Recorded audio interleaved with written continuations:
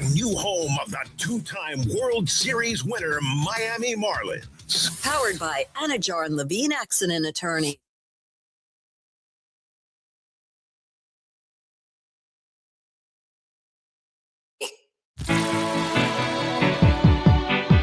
It's time for Sports Day. Beautiful day.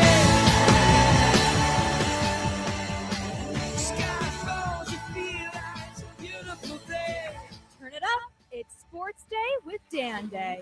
It is a beautiful Easter. Happy Easter to you and yours. If you're not celebrating Easter, and you know I'm a bunny guy, so I'm very happy about Easter as always. Recently we had Passover, so hope your Passover is very nice. If you're not celebrating either, it's a Sunday fun day. And if you don't celebrate Sunday fun day, you don't celebrate anything. So we are glad to have you with us. I am Dan Day, along with Marcos Gonzalez. This is Sports Day. We're going to be going to about 2:30 today, getting ready for the Panthers and the Penguins. Now, you might say this is a meaningless game because the Panthers officially eliminated from playoff contention, which has all the other teams in the NHL going, whew, thank goodness, because if they find a way to sneak their way in, whew. But this is not a meaningless game. This is a Panthers culture game. I actually heard earlier this week Paul Maurice on with Joe Rose. And Marcos, you got to love the hockey guys because they shoot you straight. He goes, I don't give a damn about this draft pick and trying to get this draft pick because, you know, they have an unprotected draft pick and they finish. And he goes, if we don't get them this year, we'll get them next year. He goes, and I'm not going to sacrifice our culture and try to lose. And he goes, and let me tell you something about these guys that are injured. They're really injured. We're not just sitting them out. And you got to like that. That's refreshing because there's some other leagues where you look at it and you go, you know, wink. Yeah. Talk about you, NBA. Yeah.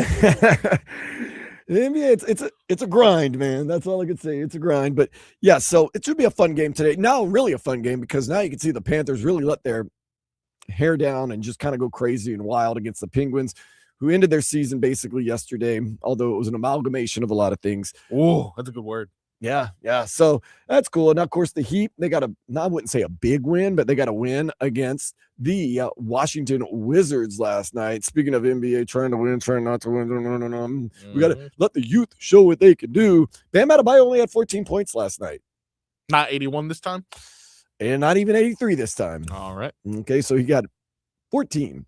So I guess maybe they focus a little more like, don't let that guy that scored 83 last time burn us tonight. So Khalil Ware had a monster night, and we're going to talk about Kel'el cooking as the day goes on. Did you do anything special for Easter? I know it's still even early. Well, for me, it's early. Noon. Did you do anything special for Easter, Marcos? I didn't do it today, but I did some Easter stuff yesterday. Yesterday was the first opportunity I had. My son do a little egg hunt. But let me tell you something about this, Dan. They're really prompt with their start times. They're not messing around.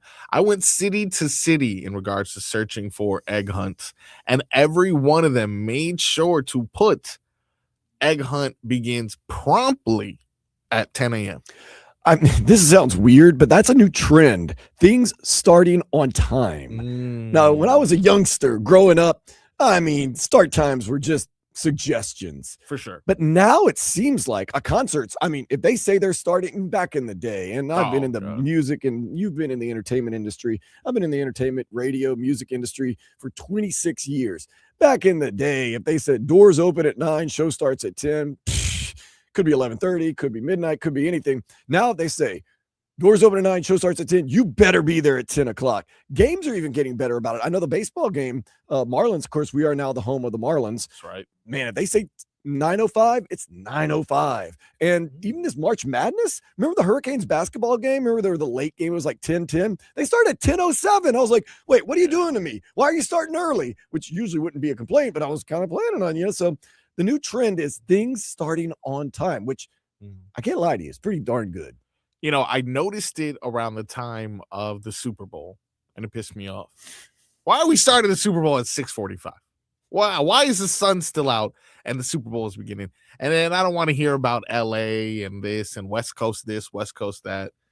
It bothered me. But yeah, I'll take that trend though. That's pretty good. Yeah, and well, the thing is, I mean, one time when I was living out west, I wanted to watch the college football national championship game, and I had to take off of work because it was starting at 5:30 in the afternoon. Oh, yeah, I get it. Yeah. By the time I get off, get out of traffic, get home, I had to leave work at 4 o'clock. I was like, goodness gracious. So poor Dan had to leave work. Poor, living out in Los Angeles. And I wasn't in Los Angeles, but I was in California. But in Miami, we don't have that problem because we live in Miami and we're on the East Coast time. So we're always smooth and easy, man. Also, I think we have a Miami time also. That for Miamians, things starting on time could be an issue. Oh, total issue. It got into me. It got me last night, but we'll talk about that in a little bit later in the show. Let's get some headlines real quick. Khalil Ware had a monster night, 24 points, 19 rebounds. Also having a monster night, Jaime Jaquez Jr., 32 points. Bam Adebayo only had 14 points. Propelled the Heat past the Wizards, 152-136. Don't worry that we can't play a lick of defense. Wizards scored 136 points. Heat are still 10th in the East. They face Toronto 2 games in a row up north. Tuesday, 7:30. Thursday, 7 o'clock. I would say these are make or break games, Marcos, but the Heat really haven't put themselves in a position to make these make or break games. Yeah, you know what? It's fool me once, You're fool right. me twice. Nah, I'm not even. I'm gonna wait for the result. You let me know. I'm not even gonna get my hopes. I was saying that earlier. I was actually thinking about this right before the winning streak, the 7-game win streak that the Heat went through. Worst thing we could have had. Vlad asked me, who's usually on the show, my cousin. He goes, "Do you believe the Heat can go on a run?" And it's very end of the show, and I'm always very positive. And I said, "No, I think they're going to do what they always do. They're going to win some, lose some, win some, lose some. We're going to be right back there." And he said, "Oh," I was like, "I'm burned. I'm just burned and spurned, and they haven't changed anything to make me feel that way." And I always kind of get fired up and say, "Well, maybe if they get healthy, maybe this." I was like, "No, I can't do it anymore." And sure enough, they go on the 7-game win streak, and I get people saying, "Oh, you're still burned?" And I was like, "I can't." And sure enough, look where we're at now, 10th, play-in. Yeah, no, absolutely. I mean, play-in-ville, as Tobin refers to it, we've become the mayors of that. Even when I look at the other teams, right, except for maybe like Chicago, you look at the teams that were in play-in-ville with you, the Atlantas, that seem to have a direction, seem to be finding their footing. Washington, not a great team, but they seem to be figuring out this is the direction that we're going in. I don't know what direction we're going in, and sometimes I feel like that 7-game win streak and 83 points is the worst thing that could have happened to the Miami Heat this season. The thing about the Heat is this. If you're Pat Riley and you're Eric Spoelstra, at the end of this season, whenever it comes to an end, now maybe they'll go on some miraculous run. Once again, I'll be optimistic, but you have to look at yourself in the mirror and look at this team and say, something is inherently wrong. Like, do we sign Tyler Hero to a maximum? Do we keep Norman Powell? Like, what needs to be done? Because you've ridden out with basically the same team and the same level of talent for the past couple of years, and you've gotten the same result. You really have to give yourself a hard look and say, what are we doing here? And this is an organization that takes a lot of pride in trying to be the best of the best. What are we really doing here? Maturing is realizing certain things, And one of the things, as you become a listener of this station, maturing is realizing that I'm always right. And what I mean by that specifically is I called before this season even started, towards the end of last season, because of his lack of usage of Kel'el Ware and the lack of moves made up front, that this is your solution, Dan. Call me crazy, but you kick everyone up. Pat Riley, thank you for your time, sir. Whoa. Gracefully bow out. Gracefully bow out. And thank you for your service. Eric Spoelstra, you've made your way from the video room to the front office now. And you know who's on the bench who's going to take over and really put a spark in this team? He's and then his spot's going to get taken as well. Our boy Chris Quinn is going to go from assistant to head coach. And then now who's going to take Quinn's spot? Caron Butler. And who's going to take Caron Butler's spot? Dwayne Wade. That is, well, first of all, Dwayne Wade has ownership stake in the Utah Jazz. Yeah, and you know what? I don't even want him as a coach, if I'm being honest. But kick everyone up. Forget the last part of that plan. That's a little more extreme than I was thinking. Fresh right blood, there, damn. I was thinking more of a talent roster shakeup, not so much of getting rid of maybe the greatest administrator and coach in the NBA of all time, and Pat Riley, and probably the best coach in the NBA right now, Eric Spoelstra. I was thinking more roster-wise, but okay. That's an interesting. Gracefully bow out, Dan. Gracefully. Pat Riley ain't gracefully bowing out of nothing. Come on, we named the court after him. We've served our time. No statue. Oh, he's got a statue in L.A. No statue here yet. No, the court. We named the court after Still him, waiting right? on Dwayne Wade's statue to kind of simmer down. Simmer down. Yeah. Speaking of simmer down, the Marlins did lose a hard-fought, cold game against the Yankees yesterday, 9-7, weather permitting, because there is some inclement weather in the Bronx. The two will finish their series today at 1:35. The Marlins were up 4-0 yesterday, and you thought maybe the cold weather, everybody would just kind of shrink away. Nope. Yankees showed their mettle. This Yankees team is a really good team. I'll tell you why. They are very, very disciplined at the plate. So they get on base, and then all of a sudden you get Aaron Judge and you get Giancarlo Stanton up there, and you're like, uh-oh, and that's exactly. Oh, by the way, Cody Bellinger is also on the team. So it's kind of a simple recipe for Aaron Boone and the guys. Hey, be disciplined at the plate, take your walks, take your singles, get on base. Don't worry. Eventually, Aaron Judge, Giancarlo Stanton, Cody Bellinger will get up. We'll take care of business. And lo and behold, that's what they do. Yeah. Now, the thing is, much like the Miami Heat, where it's like fool me once, fool me twice, will this maintain itself to October, or will the wheels fall off for the Yankees? I think the Yankees are a good enough team to at least make the playoffs and maybe make some noise in the playoffs. I'm more worried about the Marlins right now. I think the Marlins, and you want to be honest, and I know it's a small sample size, are exactly who they've shown they are through these first couple of games. They're going to beat up on the teams that are lesser than them, and they're going to get beat up by the teams that are better than them. There's going to be ebbs and flows in every major league season, but they're probably a team that's going to be around 500 at the end of the season because, like you see against the Yankees, even when they get up 4-0, the Yankees are like, all right, we can do this. And they've got a good starting rotation, and they've got a good bullpen, and they've got a good closer, so the pitching will keep you in it. And the hitting has been decent. And Owen Casey, I don't know if he and Liam Hicks and Otto Lopez, the Canadian Crushers, can continue their hot streak. But yeah, like you could tell when they played the Rockies, when they played the White Sox, they were the better team, and they won. Play the Yankees. They're going to play the Dodgers. You're going to be like, oh, man. Well, there's a stat that came out, Dan, in regards to those Dodgers. In the last 100 games, the Miami Marlins have a better record than the Dodgers. Unfortunately, the Dodgers have won back-to-back World Series championships. Details, Dan. Minor details. Okay, well, you give me hope. The Panthers, who have officially been eliminated from playoff contention. They play the Pittsburgh Penguins again today at 3 o'clock right here on 104.3 FM WQAM. They have 6 games left on this season. Your only hope is that the Panthers finally get a little bit of rest after playing more professional hockey games in 3 years than any team has ever played, at least in this country. And it's just a chance to regroup, refresh your mind, your body, your spirit, and then next year, give them hell, is what I say. As long as you can get Sergei Bobrovsky back, because Sergei Bobrovsky is going into a free agency. And everybody says he says he wants to be here. Once again, does that mean anything? Not always. If I'm your agent, like, what are you doing, man? Like you heard Asia Wilson, I'm not leaving Las Vegas. It's like, if you're the agent, you're like, wait, whoa, what are you doing? There goes our leverage. Hey, it's supply and demand here. Yeah. Like if I'm an agent, and I know they're all bloodsuckers, but like you go in there and like, just let me handle. Do you need an agent?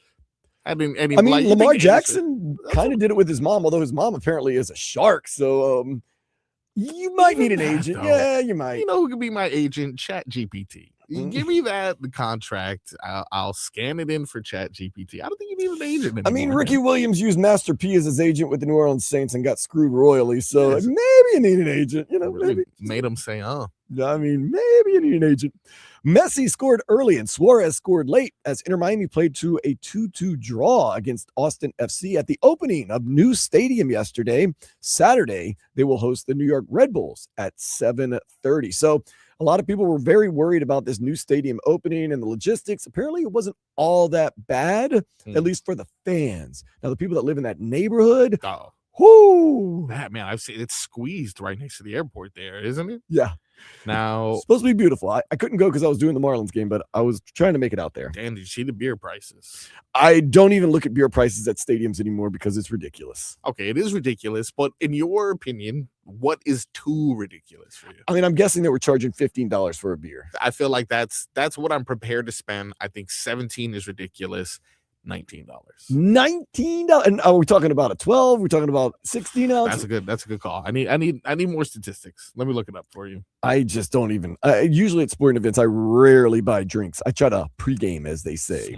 Smart man. A recent NFL.com mock draft has the Dolphins taking Ohio State wideout Carnell Tate at 11 and Auburn edge rusher Keldrick Falk at 30th. Of course, the draft does begin this month on the 23rd. The Hurricanes baseball team, they downed Virginia Tech 8-6. They go for the sweep today at 1 o'clock. Good news if you're a Hurricanes fan. One of the top 2027 quarterback prospects, Israel Abrams, has committed to the U. Saw that. Play caller is 24-0 as a starter, winning back-to-back state championships in Illinois. He's a Chicago area guy. He was considering Auburn, Kentucky, Florida State, and Purdue.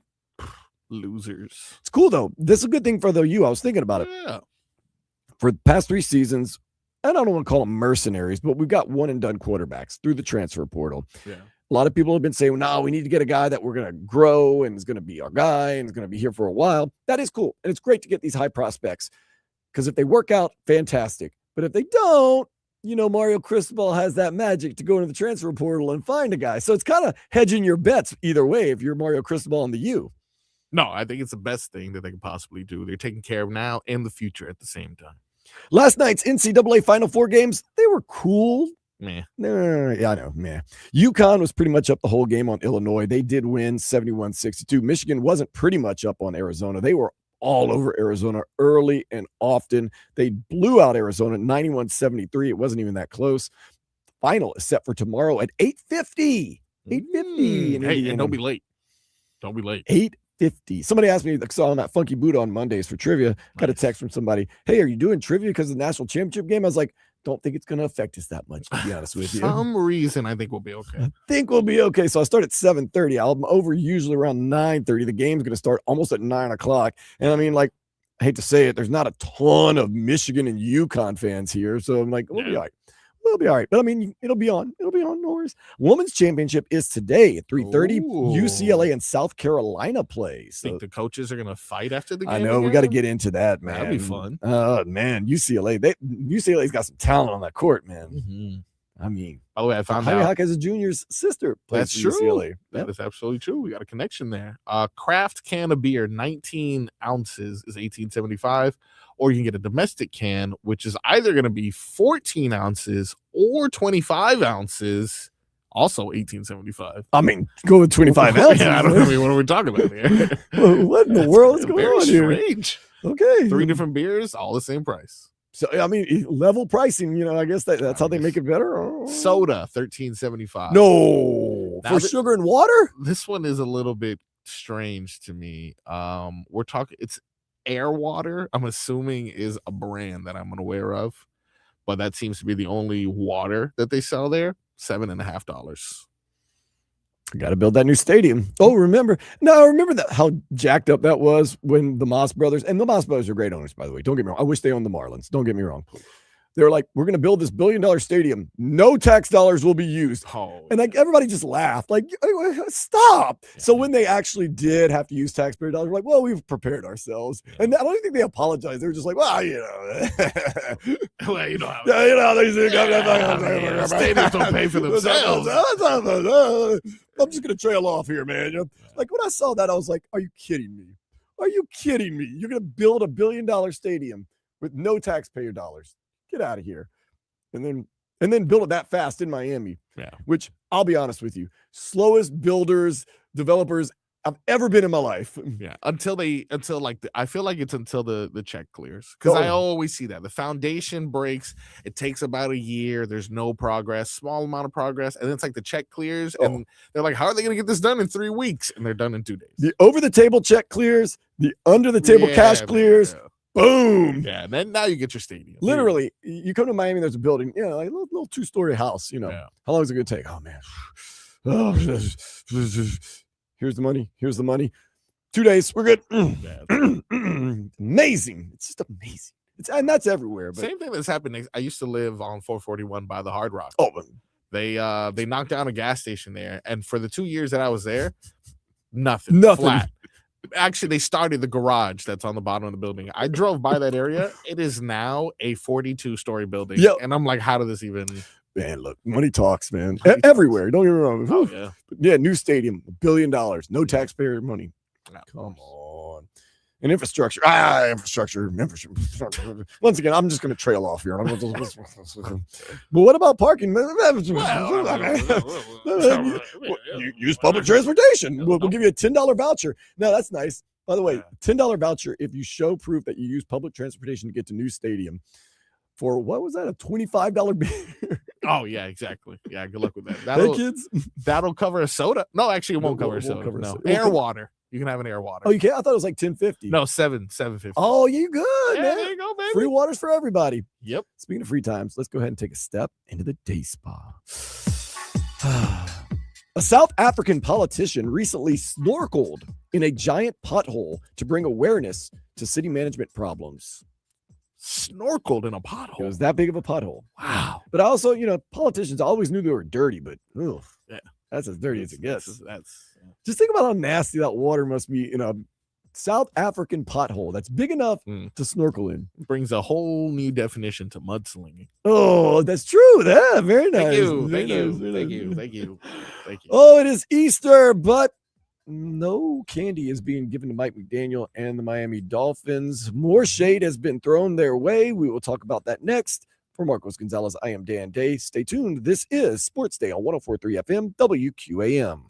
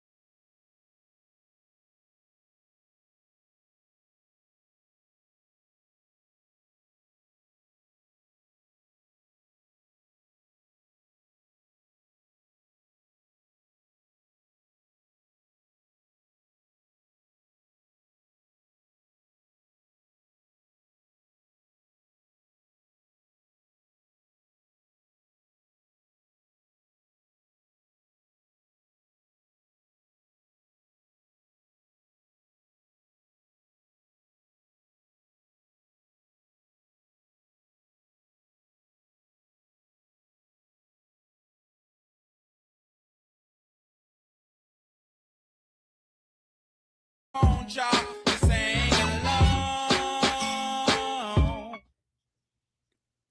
As the days go by, and I see what John Eric Sullivan, the general manager of the Dolphins, and the new head coach, Jeff Hafley, are doing with the Dolphins, the more and more I'm saying, probably pretty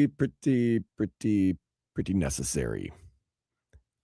As time goes on, we're hearing about how dysfunctional the Dolphins recently have been, which means really kind of how dysfunctional they've been for a long time. And it feels as though John Eric Sullivan and Jeff Hafley walked in and said, holy smokes, this needs to be blown up. This needs to be totally redirected because this is not a healthy organization. And they're coming from what I believe is a healthy organization, the Green Bay Packers.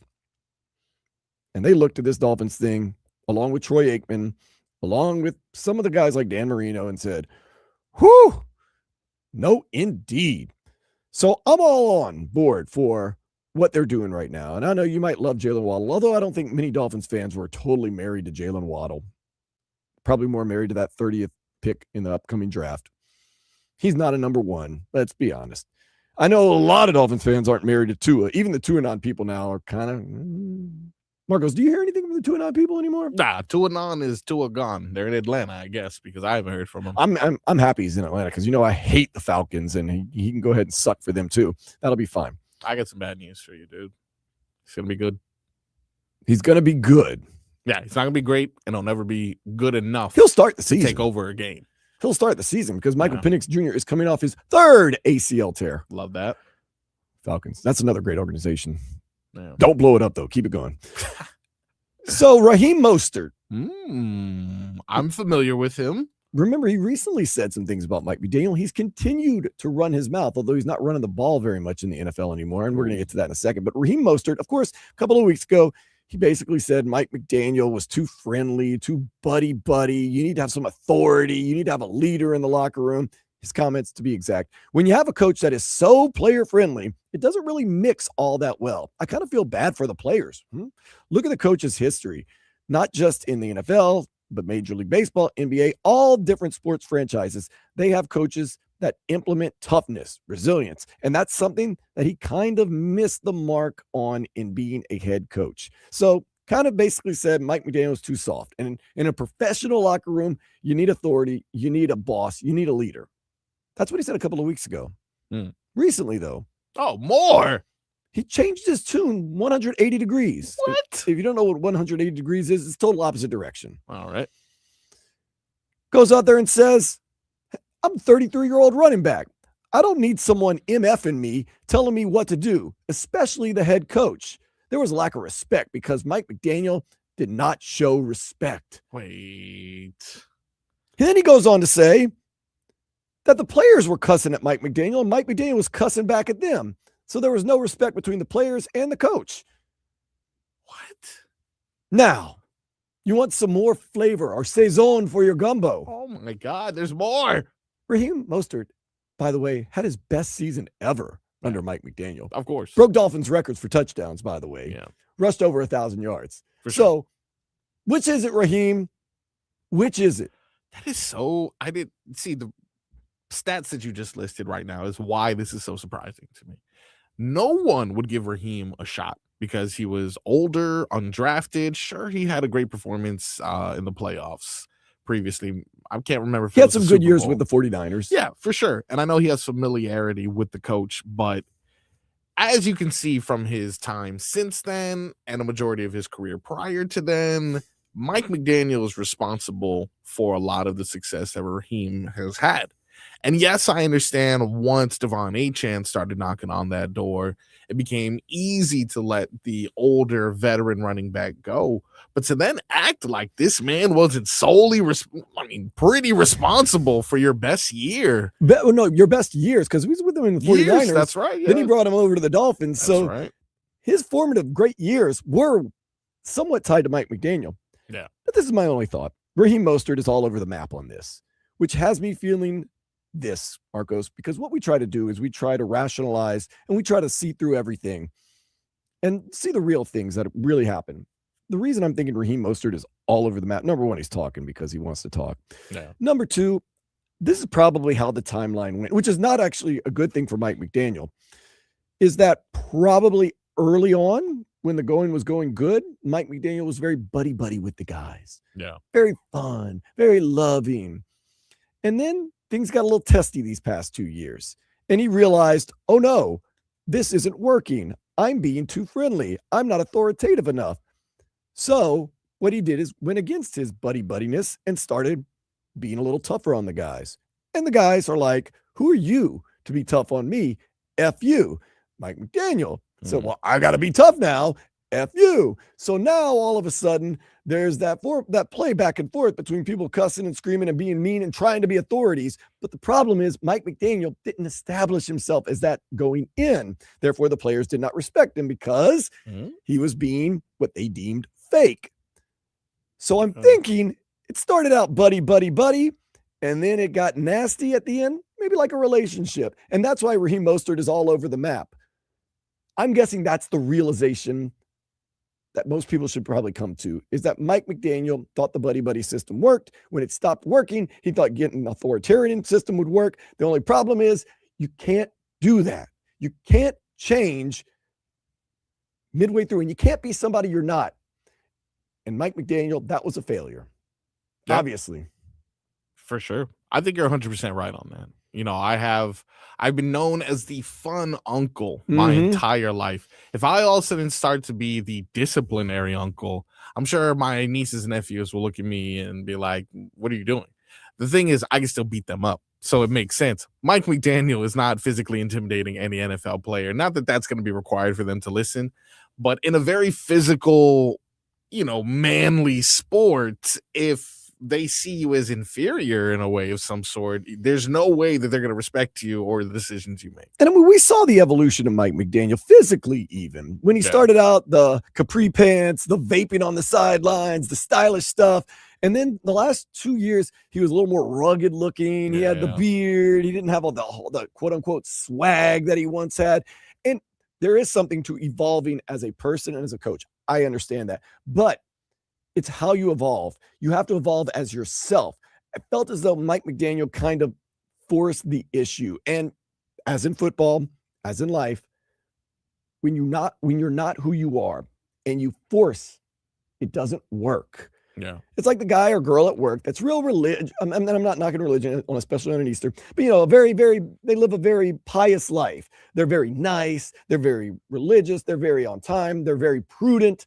If they show up one day and start saying, let's just say craziness, that, you know, by the water cooler, like, oh, guess what I did this weekend? I did, and start saying nasty stuff. You're going to be like, shut up. Like, you know what I mean? We all know that guy or girl. And it's like, don't stop that. You know, like, oh, you know, and like, there's a guy that's, you know, and I bring it back to like women. You know, you and I might talk a certain way about, you know, women and how we like certain features of them. But that pious person comes up and like, look at her. Isn't she one bad one? And we're like, okay. This guy. Of all people, this guy. So I think Mike McDaniel just, he realized that he had gone too far with the friendliness and started to try to be a little tougher. My thing is, I think he probably, like most people, went about it the wrong way. Instead of continuing to be who he was, and probably maybe he had guys like Calais Campbell who left the team. That was a big problem. He had guys like Teron Armstead, who left the team, who retired. For sure. That kind of, you know, pushed down for him, and he could kind of stay above it all. When those guys left, he had no one, maybe not in his coaching staff, maybe not in the locker room, to really kind of put that authoritarianness in the locker room. And that's why it's kind of spun out of control, especially last year for Mike McDaniel. Yeah, and then when the winning dries up as well, you have nothing to rely on at this point. Right. You know? You can't be like, hey, well, it's my way or the highway because my way is working. You know, at a certain point, everyone, it's my way or the highway, has to rely on your resume. Because this worked at this point, you should trust me now. But because his resume had started with the Dolphins, and as the health of Tua fluctuated and stuff like that, so did the record, and he couldn't necessarily hold everything apart. His success couldn't even drive people to listen to him. And that's a big thing. You know, the friendly coach, loving coach, buddy coach is awesome when you're winning games and you're scoring 70 points. But what happens when you can't beat a playoff team? You can't win in the cold weather. You start losing games you're not supposed to lose. All of a sudden, that's not so good. That's not so, like I said, the difference between being an endearing coach and being just an absolute mumbler is wins and losses. Bill Belichick, he's a total bum in a press conference. He doesn't give you anything. We hate him, but man, he's the best coach around. He starts losing. Oh, what an idiot. He has no idea what's going on. Mike McDaniel, revolutionizing football. Look at these Dolphins. Greatest show on surf. Start losing. Mumbler, bumbler, stupid, doesn't have any control of the team, doesn't know anything. It's about wins and losses. And you have to find that middle road. And Tyreek Hill, and I like Tyreek Hill. Don't get me wrong. And I think, you get what you get with Tyreek Hill. Always sang the praises of the Kansas City Chiefs and Andy Reid. Never said anything bad about Mike McDaniel. Said he was a great coach, actually. Yeah. But it was always like, man, with the way they do it in Kansas City, the way Andy Reid treats you. And he was kind of letting you know behind the scenes that what they do in Kansas City, that's a coach. That's an organization that has some authority and that runs things. What we're doing here, it's kind of like letting the inmates run the prison. Yeah. And you know what's interesting? Every time these lists come out of the facilities that are the best in the league, who has the best food, the best staff, the best parking, who has a slide, the Miami Dolphins always A+, A+, A+. You look at the 3 Chiefs, years in a row. The Chiefs are always like F, C, because it's just a different culture from top to bottom over there. And the Miami Dolphins hitched their wagon to Mike McDaniel, who hitched his wagon to Tua. So now we have two people who, given the proper circumstances, can succeed. But when bleep hits the fan, I mean, we saw what happened. Yeah, and that's the thing. They lack that toughness. They lack at least here they lack the toughness. Mike McDaniel's now in a beautiful situation. He has a good offensive mind. I don't care what anybody says here in Miami. But he lacks that toughness. He lacks that leadership of men. For sure. But he doesn't have to do that anymore. He can play good cop, bad cop now. This is his with Jim Harbaugh. Spot, Jim Harbaugh can go in there, cuss, scream. Oh, yeah. Throw stuff. And people respect it when he does. And they're going to be like, oh. And then Mike McDaniel can come right behind him and say, hey, you know what, man? I know he's being that way, but he really loves you guys, and we really respect you. And that'll work. That'll work. That sounds good. But that's good for an assistant. That's good for a coordinator. Exactly. That's not good for the lead guy, because when the lead guy comes in and says, you're okay, it's all fine. And then the assistants have to come in and be like, y'all are screwing up. They're like, who are you? You're not our coach. You're not our head coach. Who was a bad cop?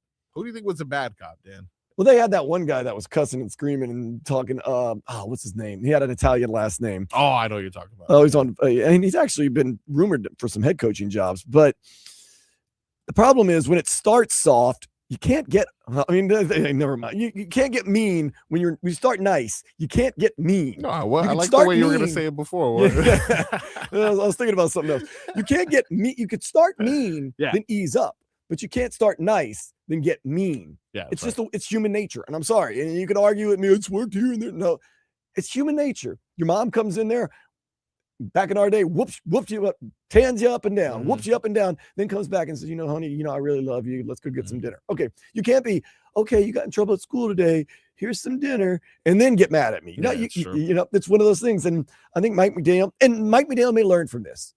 Oh yeah. In a way, I hope, in a way, I kind of hope he does. And one day he gets another head coaching position and he ends up being a great NFL coach. And that's true. NFL coaches have to learn and grow. Oh yeah. You can't just expect them to know everything automatically. But it just didn't work here in Miami. No, I don't think it did. But I will say I now look at the Brian Flores era. He never changed his spots. Differently, dude. I he look never at it much differently. That's one thing Brian Flores, to a fault, sometimes didn't change his spots. Yeah. It just seemed like Mike McDaniel. Where do you think we would be if Brian Flores was still in charge? That's a good question. I number one think Mike McDaniel lacked some authenticity. Yes. Because as you hear from Raheem Mostert, he was all over the place, being a best friend, being a cusser, doing all this. With Brian Flores, I think a lot of people like to fantasize about what would happen. I think, well, we may be out of this 25-year funk of a playoff win, but I don't think that's a good call. I don't think we'd be this destiny team that would make deep runs in the playoffs. I think we'd be a playoff contender every year and maybe win one here and have won one here and there. I'd say we definitely would have moved on from Tua a lot earlier. Well, Definitely would have moved on from Tua a lot earlier. If he had his druthers, we would have never had a Tua era For here. sure, absolutely. Let's be honest. He did not want Tua. No. He also didn't want to cheat to get Tom Brady over here, so I'm kind of angry. He also didn't want to tank. So what are we doing here, Brian? No, okay. Look. But let's not. And maybe you should, and maybe you can, and then maybe that it helps you sleep at night. Let's not over fantasize how great Brian Flores would have been here. Yet he's still not a head coach in the NFL. He's still one of the better defensive coordinators. And I know there's a pending lawsuit, and I know there's a lot of craziness. But like to say that, Brian Flores would have stayed here, we'd be winning Super Bowls year after year. I don't know if that's exactly true. Patrick Mahomes still exists. There's still other factors that we definitely would have had contend. But I agree with you. I'll say this: go back to the 2020 draft when we had those 2 first-round draft picks, and the Dolphins selected Tua Tagovailoa and Austin Jackson. Brian Flores wanted to get an offensive lineman with that early pick, with that 5th pick, and then wanted to draft Jordan Love. Would we be in a better place now? 100%. Probably. So, and with him at defensive coordinator, and then again, Mike McDaniel gets a lot of flack, but I do also feel as if Flores would have forced out Greer by this point. They would have probably, and I'm speculating, I'm making things up at this point, but I just feel the way that Mike McDaniel kind of allowed Chris Greer to do these things and never necessarily fought him on it, allowed Chris Greer to survive as long as he did. And I think Brian Flores would have been like, hey, I want this. I gave you last draft. I want this. Eventually, I feel like they would have butted heads, and maybe would have ended the Chris Greer era early, too. We know Brian Flores can butt some heads. Oh, yeah, absolutely.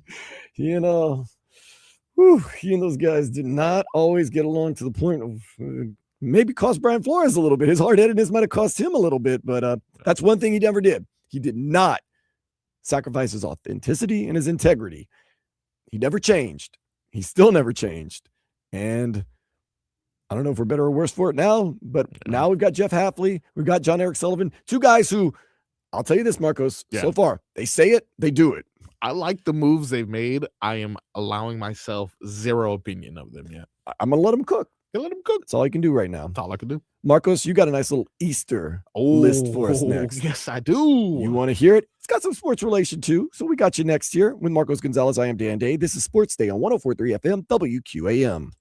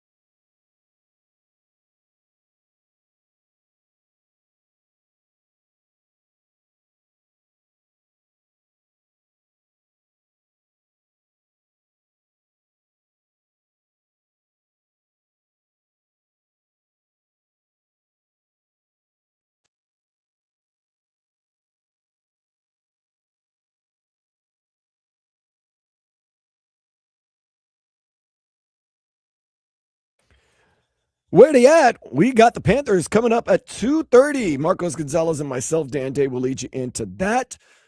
Marlins trying to salvage a game up in the Bronx against the New York Yankees. That game's supposed to start at 1:35, but is most likely going to be delayed due to weather. You can hear that on 560 WQAM AM.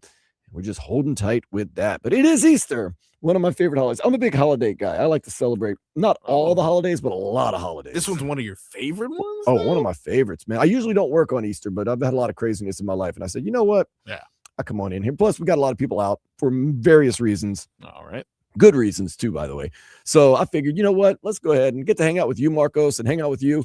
That's always a good time. So, look, there's worse places to be on an Easter Sunday. It's very true, man. So happy to be here with you. And man. since it is, thank you. Since it is an Easter Sunday, you have a great Easter resurrection list. Indeed. If you are a fan of the Tobin and Leroy show, or have heard me as I sometimes they give me the keys to these shows and I play a bunch of games. One of the games and segments that I consider a staple is a top 5 double dip, which is usually, it started off as top 5 players that played for both of these teams. But then it ended up evolving into the beautiful segment that it is today that goes beyond sports and even tickles into pop culture and marketing. And you never know what you're going to find on the double dip.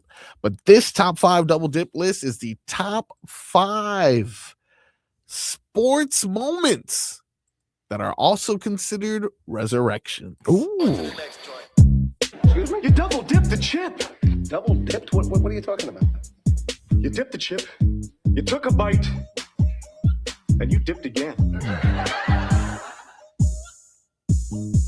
All right. Coming in at number 5. Top 5 resurrections in sports history. Pete Carroll.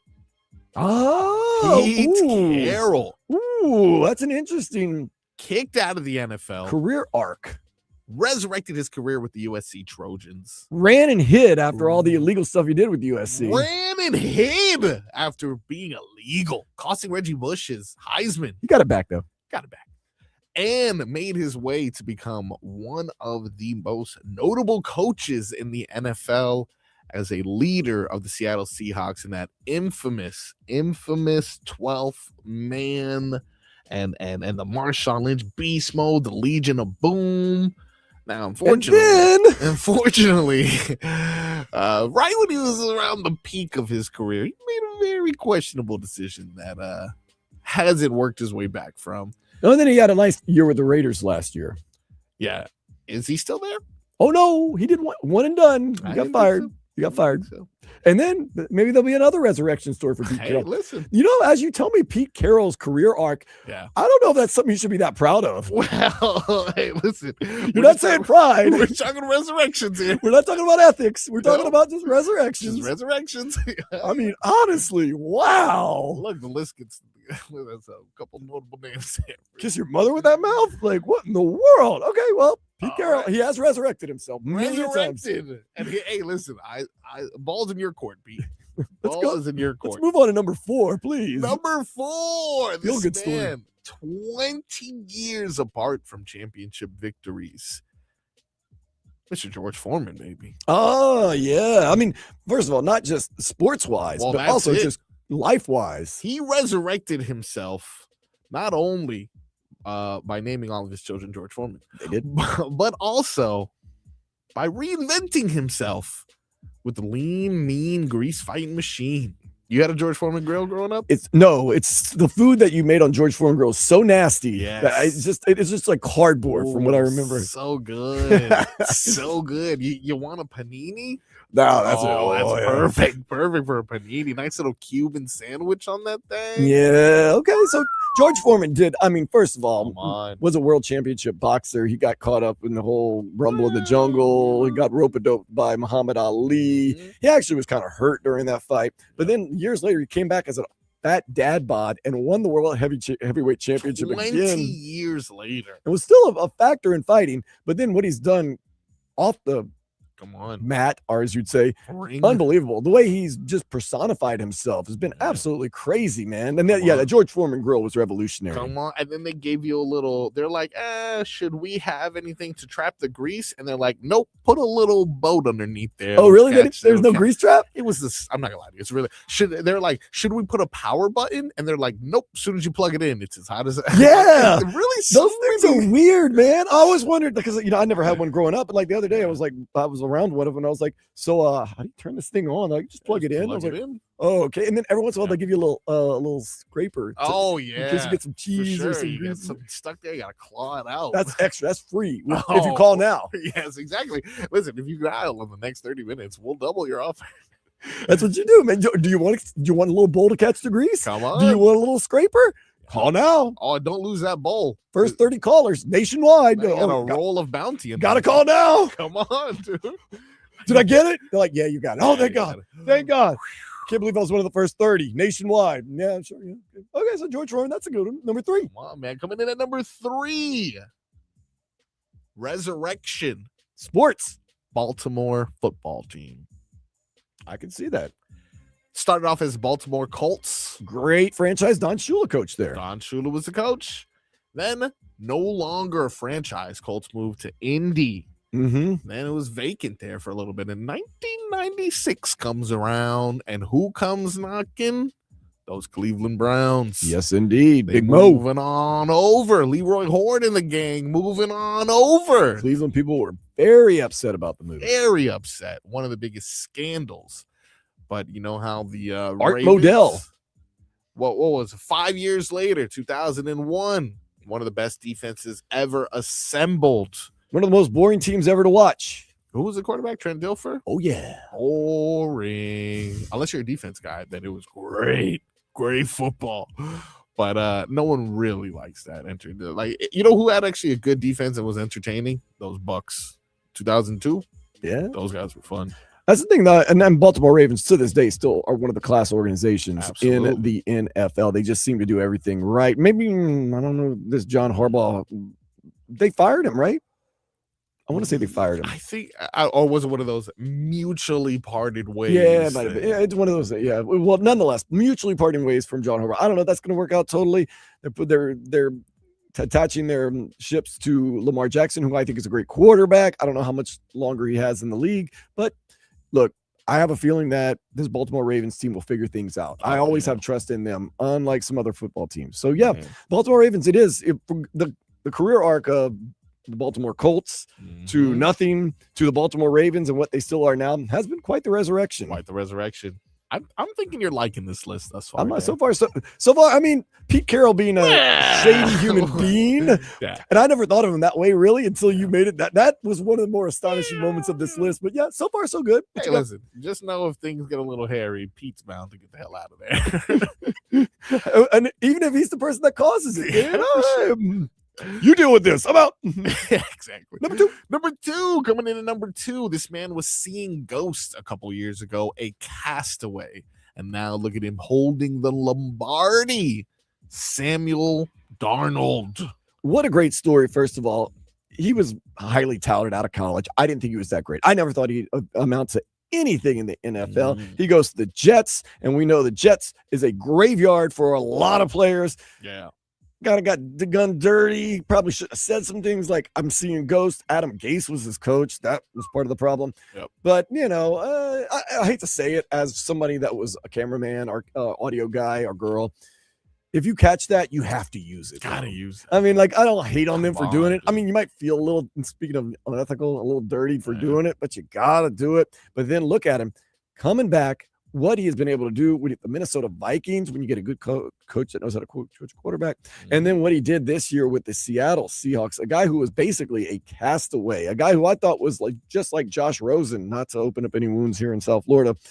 I thought, dude, this guy's never going to have it. And then I was like, it's kind of cute what he did in Minnesota. And then this year, it wasn't cute. Come on. It was beautiful. Got to give him his credit. That is like a phoenix rising from the ashes, One as they say. That he resurrected his career, Dad. What a year he had with that team, and he was a major part of it. Don't ever get yourself twisted that, it's the defense and the running backs and Smith and Jigba. No. He was a big part of that. So, yeah, that's a huge resurrection. But now, number one.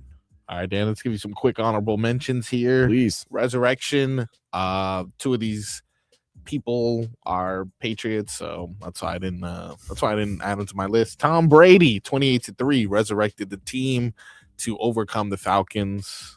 That was a halftime resurrection. Beautiful day in my life when it was a blowout, and then all of a sudden it was an overtime game. Then all of a sudden the Falcons blew the biggest Super Bowl lead of all time, and Patriots won. Never huge fans of the Patriots, but I'm always a huge fan of whoever is playing the Falcons. Go ahead. Bill Belichick. Cleveland, not too much success. Resurrected his career. Yeah, New England, huge. And I mean, like on the dating scene, he's kind of resurrected himself a lot too. Yeah, he is. He's resurrected himself quite a bit recently, I bet. I like his old lady. Do you? And when I say old lady, I'm using that term very lightly. His young lady. Young lady. I like her. Look, he likes what he likes. She likes what she likes, and they're doing their thing. And every once in a while, like we said, you got to be who you are sometimes. She is who she is. Bill Belichick. Slanging it. Hey, man, look. If I could, I would. Go ahead. Who else? Michael Jordan, with the wizard Michael Jordan, resurrected.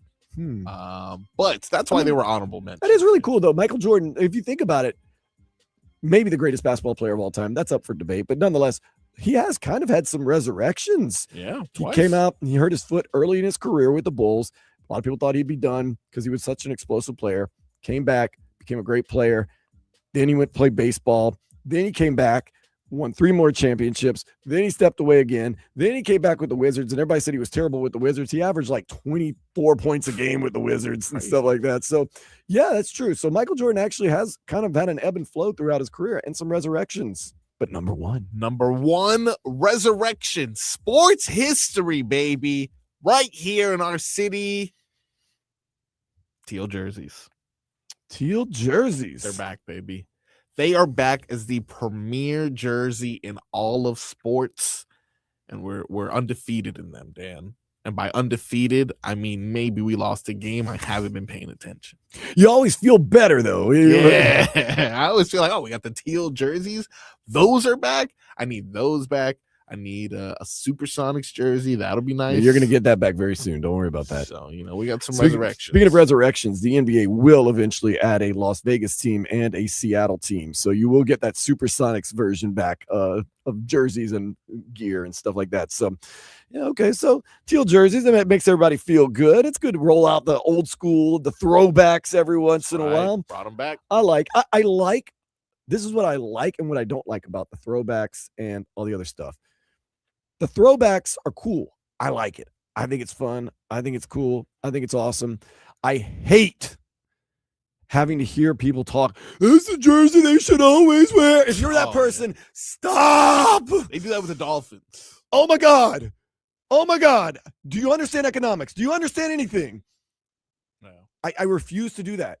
When people start talking about jerseys, I'm like, how about you worry about winning the game?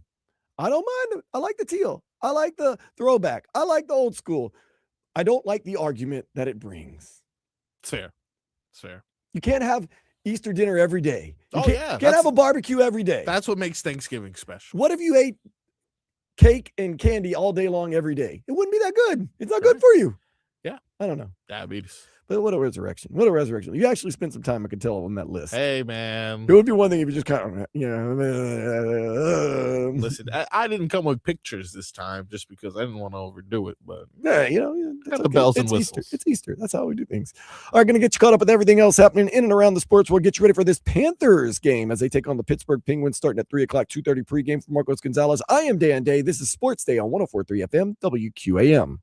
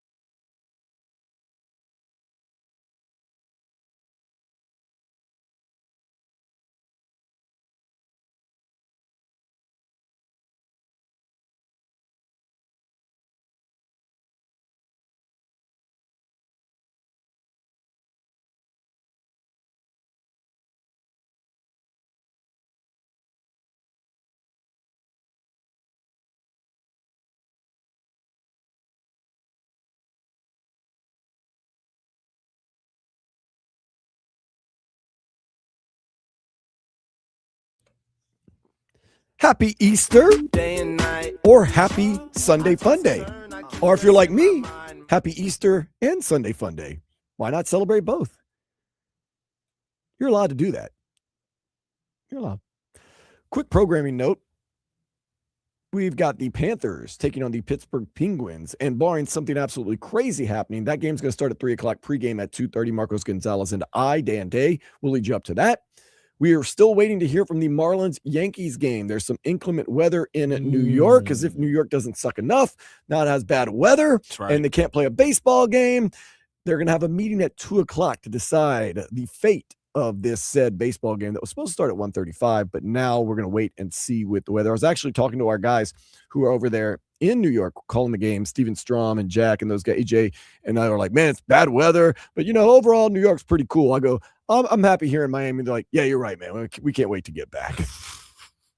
Yeah, I heard what you said. It was cold, wet, and foggy, right? That was a description of the weather. That was a description today. That is gross. Yeah. And if you're a New Yorker driving around right now, like, oh, why are you bad-mouthing my city? Why do you live here in South Florida? Break it down. Break it down. I want to know. 305-567-0560. Let me know. I want to know. Oh, well,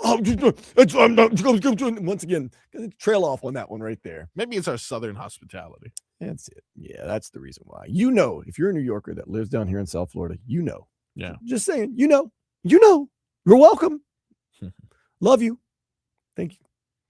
Hopefully the Marlins can beat the Yankees today. We'll worry about all that rest. So we'll let you know what happens on our 560 AM dial with the Marlins Yankees as soon as we find out. But barring, like I said, any craziness, the Panthers will be on against the Pittsburgh Penguins. Unfortunately, this game is for pride, Panthers pride, because the Panthers have officially been eliminated from playoff contention.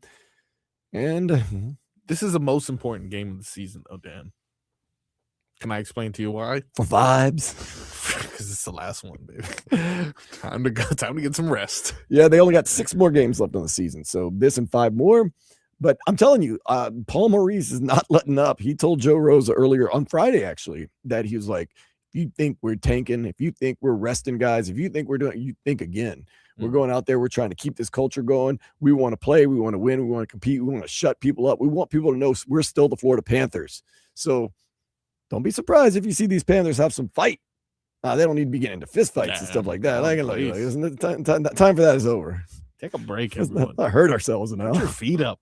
It's been years, dude. Relax. In the past 3 years, man, they have played a lot of games. So we are still proud of our Panthers, no matter what. But definitely the run they've been on, and the USA winning hockey. And I know we have a lot of Canadians living here or visiting here, are always very nice, but we did beat you in the gold medal game. So, just let that fester. I'm sorry. Jack Hughes, all-time great American, proud of his country. Golden goal. Literally a golden goal. That never gets old. It just doesn't get old. I didn't know it had been that long. It had been 46 years. I've heard of the Miracle on Ice, but I thought, we probably won since then. Seen the movie. Yeah, for some reason I thought we had won since 1980. Yeah. No, 46 years. Rough. We came on right after that win that day. It was a Sunday, I think. I was so high. I couldn't. And the way that the guys from the USA acted and carried themselves was just unbelievable. Beautiful. Almost cried. Good vibes. It's all about the vibes at this point of the season. It's all about the vibes, dude. Don't want to mess up the vibes. Have you ever messed up vibes? Oh, yeah. You did. Yeah. And when you do it, you feel bad. Mm-hmm. And then you realize you were wrong and you're guilty, but you can't really leave. Yeah. You ruin the vibes. Oh, I ruined them. Ruin the vibes. Everybody's done it in their lives. I once was a bartender at a party. You're terrible. We were all hypothetically underage. Therefore inexperienced. Therefore, I thought if you mix everything, it'll probably work. And it worked at forcing about 40% of the party to be on their hands and knees vomiting by the end of it. Needless to say, the vibes were ruined. Yeah. And sometimes, you don't mean to ruin the vibes. Like, nope. You start talking about a topic that you think is safe and it's not. And you ruin the vibes, man. I've done it. Yep. Like I told someone one time, they asked me if I'm not getting into it. Well, there you see, you almost did it again, Dad. Khalil Ware, he didn't ruin the vibes. He had good vibes going last night. Yeah, 24 and 19, 7 blocks, by the way. Almost messed around and had a triple-double. Hey, who's doing it with the blocks anymore? Why not play him? Why not? Tell you what, you gotta kick him upstairs. I'm telling you. Jaime Jaquez Jr. didn't play last year. Playing this year. Had 32 points last night. You gotta kick him upstairs. They propelled the Heat past the Wizards, although propel is a strong word. 152, 136. Still didn't play any defense, by the way. That's 150 points. I think that's the bigger worry. Not that we, blew out the Wizards, is that we allowed them to score 136 points. No. Still 10th in the East. Playing. Look at that. Face 2 games in Toronto against the Raptors, who can be an up and down team. That's going to be Tuesday at 7:30, then Thursday at 7 o'clock. Marlins lost a hard-fought, cold game against the Yankees, 9-7. The weather permitting, they're going to finish their game at some point today. Hopefully, they're going to have a meeting at 2 o'clock, we're hearing, to decide what to do with the game, whether they're going to play it later, whether they're going to reschedule it. The game will be played, though, at some point, and you will hear it on one of our myriad of stations here in Odyssey. That's all I can say. That's right. Because I don't know. I can't keep up with schedules. We'll figure it out. Panthers, we talked about this. They have 6 games left. 3 o'clock is the puck drop against the Penguins, and that'll be a 2:30 pregame. Messi scored early. Suarez scored late. Still not enough as Inter Miami played Austin FC to a 2-2 draw for the opening of new stadium. Saturday, they're going to host at new stadium the New York Red Bulls at 7:30. Recent NFL mock draft has the Dolphins taking Ohio State wideout Cornell Tate, and that is going to be the 11th pick. And then the 30th pick, Auburn edge rusher Keldrick Falk. The draft, of course, begins on the 23rd. Dolphins, of course, have 7 picks in the first 100 picks, and they're going to need all of them because they have a lot of holes on this team. Yeah, I disagree with those. Well, not disagree because this is someone's opinion and their prediction, I would say, but I do not like those 2 picks. I know that's not who we're slated necessarily. This is just one man's opinion, but I would prefer something else. I don't know how you feel about those 2 selections. We need everything. We do need everything, but do we start with wide receiver at 11? I mean, Malik Willis has to throw it to somebody. I mean, if Cornell Tate drops that far, that's not a bad pickup. Now, just to let you know on the Miami side, this mock draft has both Ruben Bain Jr. and Francis Mauigoa taken in the top 9, so they're not available at this point, which I know a lot of Dolphins fans are hoping they slip at least one of them. We need more rumors about the short arms. I know. It seems like that's kind of a red herring that Dolphins fans are putting out there. Like, we know Ruben Bain, short arms, man. Baby arms. Warning. I don't even think he's a first rounder. Yeah, no, he probably should slip to 3rd round. I mean, he'll be available. Measurables. Come on. 11th. Can't teach long arms. They'll take Ruben Bain at the heartbeat. Oh my God. I'll take Ruben Bain. If I was, well, of course, I think everyone's saying the same thing. I think he's a top 5 pick. I mean, the reason I believe in Ruben Bain is because throughout his career, if he's healthy, he's been unbelievable. But even more so, he played his best games in the biggest games. For sure. That is something, you can't teach anybody to be a gamer. Absolutely. When the cameras were on, when the lights were on against the best competition, he played his best. Also, have you seen how he looks? He looks like a 21-year-old in the 80s because he looks like a man. And that thing is, he has that like quiet, just like demeanor, like, yeah, I'll kill you. For sure. Like no expression. No, he's not joking. He's not angry. No. He says, as soon as I finish this beer, I will kill you. It's like, it doesn't matter what he says. If he says, I love you, it's the same I'll kill you. It's all the same demeanor, man. That's an even-keeled guy right there. Yeah, bro. You're the greatest person in the world. I love you. I'm simply going to murder you right now. Same. Doesn't matter. Yeah. Man's on an even keel. Telling you, whoever gets him. Yeah, only Very time lucky. I've seen him act out of character was when I don't understand what these teams were thinking during this college football playoff. Oh, they talk. I don't understand what they were thinking. Of all people, you're going to go after Ruben Bain? It was the offensive lineman of the year in the SEC for Texas A&M too. Not no mo. Had a rough finish of his career over there because he decided for no reason, unprompted, to go after Ruben Bain, a man that doesn't go after anybody off the field. Okay, I'll kill you. Hurricanes baseball team defeated Virginia Tech 8-6 yesterday. They're about to go for the sweep in just a few minutes. Top quarterback prospect Israel Abrams has committed to the U. The Chicagoland area guy. He's never lost a high school football game, 24-0. Never lost. 2 state championships in Illinois. He was considering Auburn, Kentucky, Florida State, and Purdue. And over at the Final Four, UConn defeated Illinois 71-62. Michigan trounced Arizona 91-73. The final is tomorrow at 8:50 in Indianapolis. The women's championship in Phoenix, 3:30 today. UCLA and South Carolina play. What a bummer if you're an Arizona fan. First of all, if you make the trip to Indianapolis, God bless you. Bless your heart. And then you watch that abysmal game where you had nothing to cheer about. It's like, so I spent all this money, all this time getting to Indianapolis, and now what do I do? How does Indy keep getting premier? Because I think it's the home of the NCAA. It's the headquarters. I think it's the headquarters of the NCAA. I mean, against this, obviously the Indy 500. I know you can't. I mean, it's their thing, so I totally get it. Can't really get in trouble in Indianapolis. Look, I went there, and this is not a lie. Yeah. So, get out the airport, see somebody from Indianapolis. I went for the Final Four, by the way, LSU. And we're like, what's going down in Indy? Where's a cool place to go? And of course, St. Elmo's, whatever, big steaks, shrimp cocktail. I was like, yeah, well, where do we party?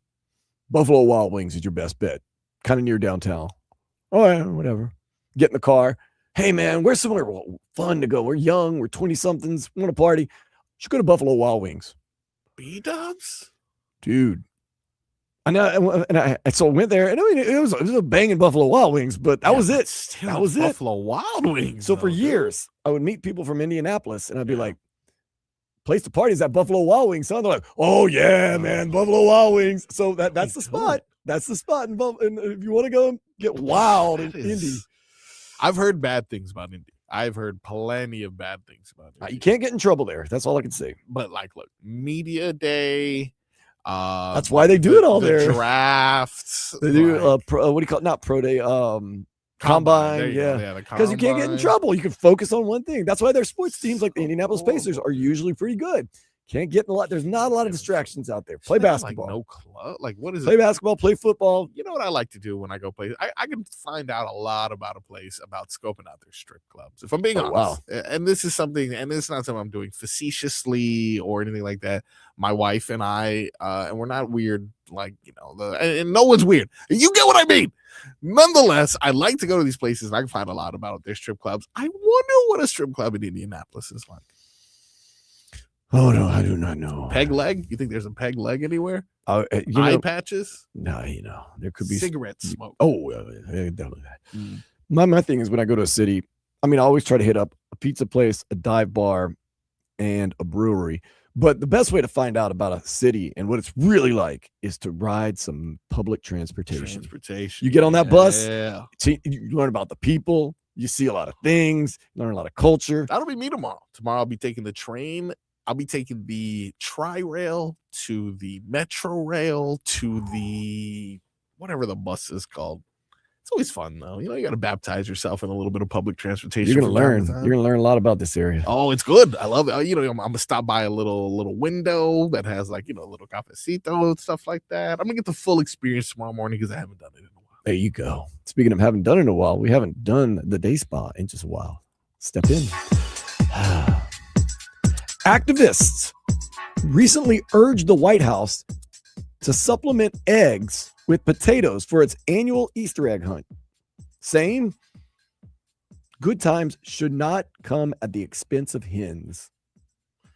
All right. Mm-hmm. My thing to that is I can't put candy in a potato, but I understand these activists are always going to find a way to somehow put animals first, but at what point does tradition come first? Yeah, look, I'm kind of straddling the fence on all this because everybody knows my voluntary dietary restrictions that I have, but do you not like potatoes?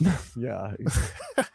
Half Irish and I hate potatoes. I don't think that's ever been said, but no, it's that, first of all, you're not killing any animals. You're just putting eggs there. And a lot of the eggs, like you said, are going to be the plastic eggs full with candy and jelly beans. Yeah. But even if there are some real eggs, what are we doing here? Sometimes I think some activists, not all, because there are really good activists out there that do champion really great causes. Absolutely. But some of them just look really too hard to just be a pain in people's side. Strange. There's so many other things you could be worrying about Yeah. right now. Of all the things we can worry about, let's not so much worry about kids chasing down eggs on the White House lawn. Very strange. Way bigger things in this world. Speaking of big, though, Khalil Ware came up real big last night. He actually had big minutes. We're going to dive into Khalil Ware. Maybe we should let him cook a little more. That's next here on Sports Day, 104.3 FM, WQAM.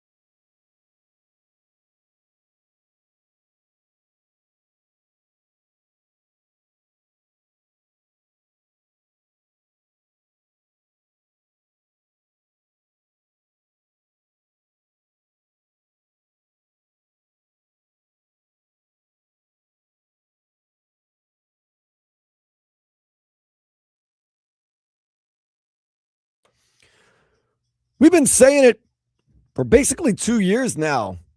Let Kel'el cook. Let Kel'el cook. Let Kel'el cook. Let Khalil cook. You gotta kick him on up. Gotta kick him on up. And for some reason, now maybe there's more than we know behind the scenes, although I've dug into this and I cannot find out any reason why Khalil Ware is not playing more. Seems like a simple equation, Marcos. Yeah. The more he plays, the more stats he puts up. For sure. More experience he gets. Now, I understand his attitude and his demeanor maybe doesn't always jive, especially as a young player, because he has a very laissez-faire type attitude and a very, I'm not going to say not say the right thing demeanor, but like he's not going to give you what, he's not going to give you what you want. He's going to say what he wants to say. And I think maybe that has been to his demise a little bit, but the proof is in the pudding on the court. Last night, what a night for Khalil Ware. Of course, you're going to say against the Washington Wizards. It's still an NBA team, and he's done it against other teams also. But anytime you can put up 24, 19, and 7 blocks in a game, that's a pretty darn good run right there. And it seems like the more minutes he gets, the more he does. So Khalil Ware, what is the issue? What is going on? Well, even Bam said it. We need this more aggressive version of Khalil Ware. He can get 8, 9 blocks in the game, probably even 10 if he really goes for it. So, with that being said, he's been really locked in, and we need that version of Khalil if we're going to do something special or attempt at doing something special. I understand this, but why are we not playing him more is the bigger question. I don't know if you know this about Eric Spoelstra, but he is a scorned man and has nothing to do with his personal life. It has everything to do with the Hassan Whiteside. Hassan Whiteside came in here and swooned us all as he did it with blocks and was putting up numbers that we hadn't seen. We literally gave the keys to the franchise to a man that we got out of the YMCA just 16 months prior. Costed us Dwayne Wade, costed us other opportunities for our team to progress because he was too immature. So since then, if you notice, Eric Spoelstra has not trusted big man. Interesting. So Eric Spoelstra is scorned and burned. Fool me once, shame on you. Fool me twice, shame on me. He sees a little bit of Hassan Whiteside in Khalil Ware, which, let's be honest, the knock on Khalil Ware coming out of college wasn't his size, wasn't his depth, wasn't his abilities. It was his heart. Motor. A lot of people said he plays very casual. He plays when he wants to play. He doesn't play when he wants to play. Buyer beware. Maybe Eric Spoelstra has seen some of the tendencies that he saw in Hassan Whiteside in Khalil Ware and is saying, oh, no. I cannot let this happen again.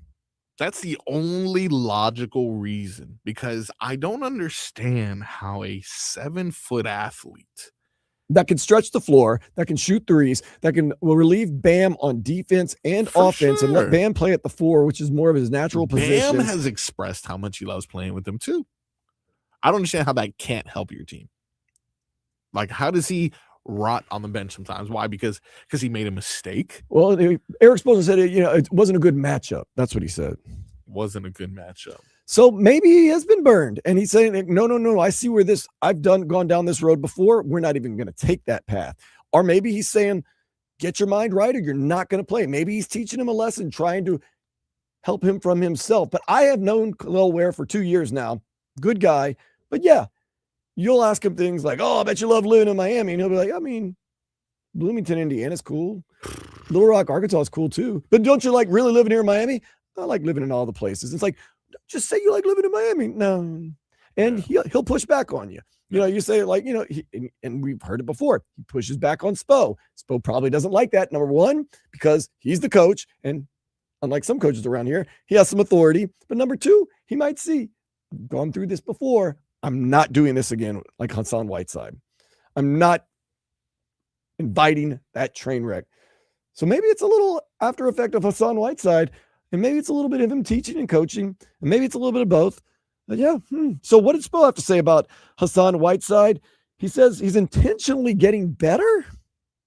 He's really been intentional of trying to get better, at some things, and his technique, getting his hands up, still needs to get better with it, but hands up, that gets him in better position to now react to blocking shots or making plays on the ball. That was very good tonight.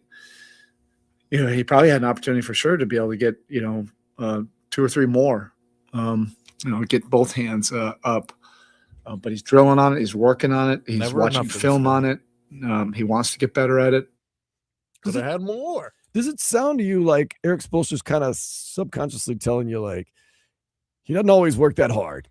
Right now, he's intentionally trying to get better, whatever that means. Who's not trying to get better? But is he kind of saying, yeah, he hound dogs it sometimes, and I got to get on him about that. And when he tries hard, this is what you get from Khalil Ware, but he doesn't always try that hard. Again, talking about this era of big men that come after Hassan Whiteside, we can talk about Bam Adebayo, who is an amazing player, and the only thing that rivals his talent on the court is the human being he is off the court.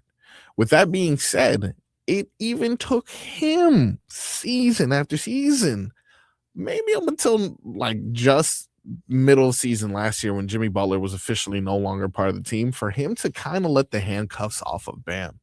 How often have we as a franchise said, hey, if Bam was moved to the 4, or how come Bam isn't shooting more threes, or how come he isn't, I understand you need to utilize him in all these ways, but I kind of feel like when it comes to a taller person, for some reason, Erik Spoelstra isn't as trusting or doesn't have the same skill in regards to coaching him up as he does with a Tyler Hero who was thrown into the fire.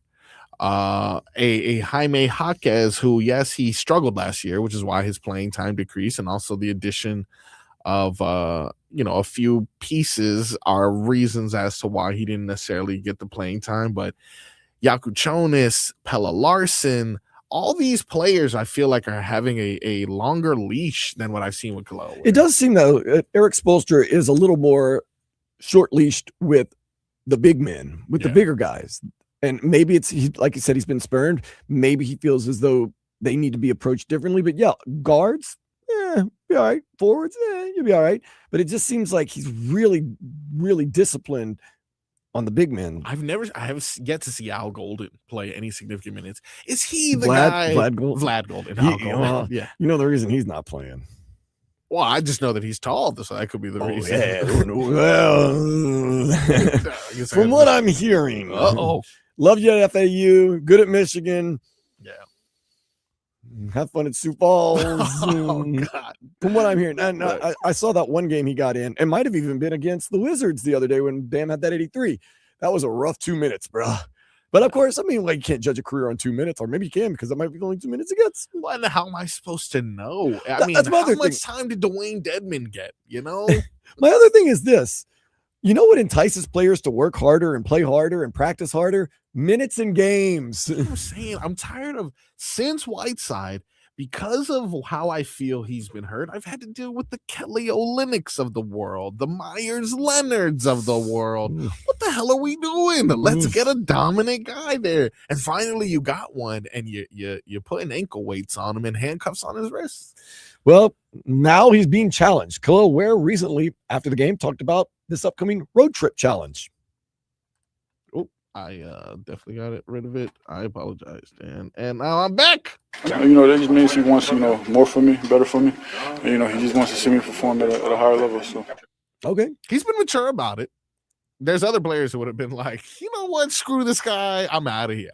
AKA Hassan Whiteside. Hassan Whiteside, yeah. So he has actually been the bigger man in things, but it just kind of sounds like what I'm gleaning, and this could be totally false.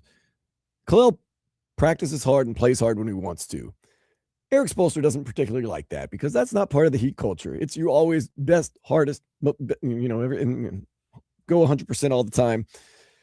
And he's trying to push him. And I think Erik Spoelstra has all the best of intentions trying to make him a better player and be a better player. But I think sometimes, Marcos, he's cutting his nose off to spite his face by not playing him and trying to push him when I think maybe the right direction would be give him more playing time and let's see what he can do. Because if he's going to hound dog it some days, and then we see that as a fan base, we'll go, oh, he's hound dogging it. And Eric Spoelstra will be like, that's the reason why I've had to treat him the way I treated him in the past. You know what I mean?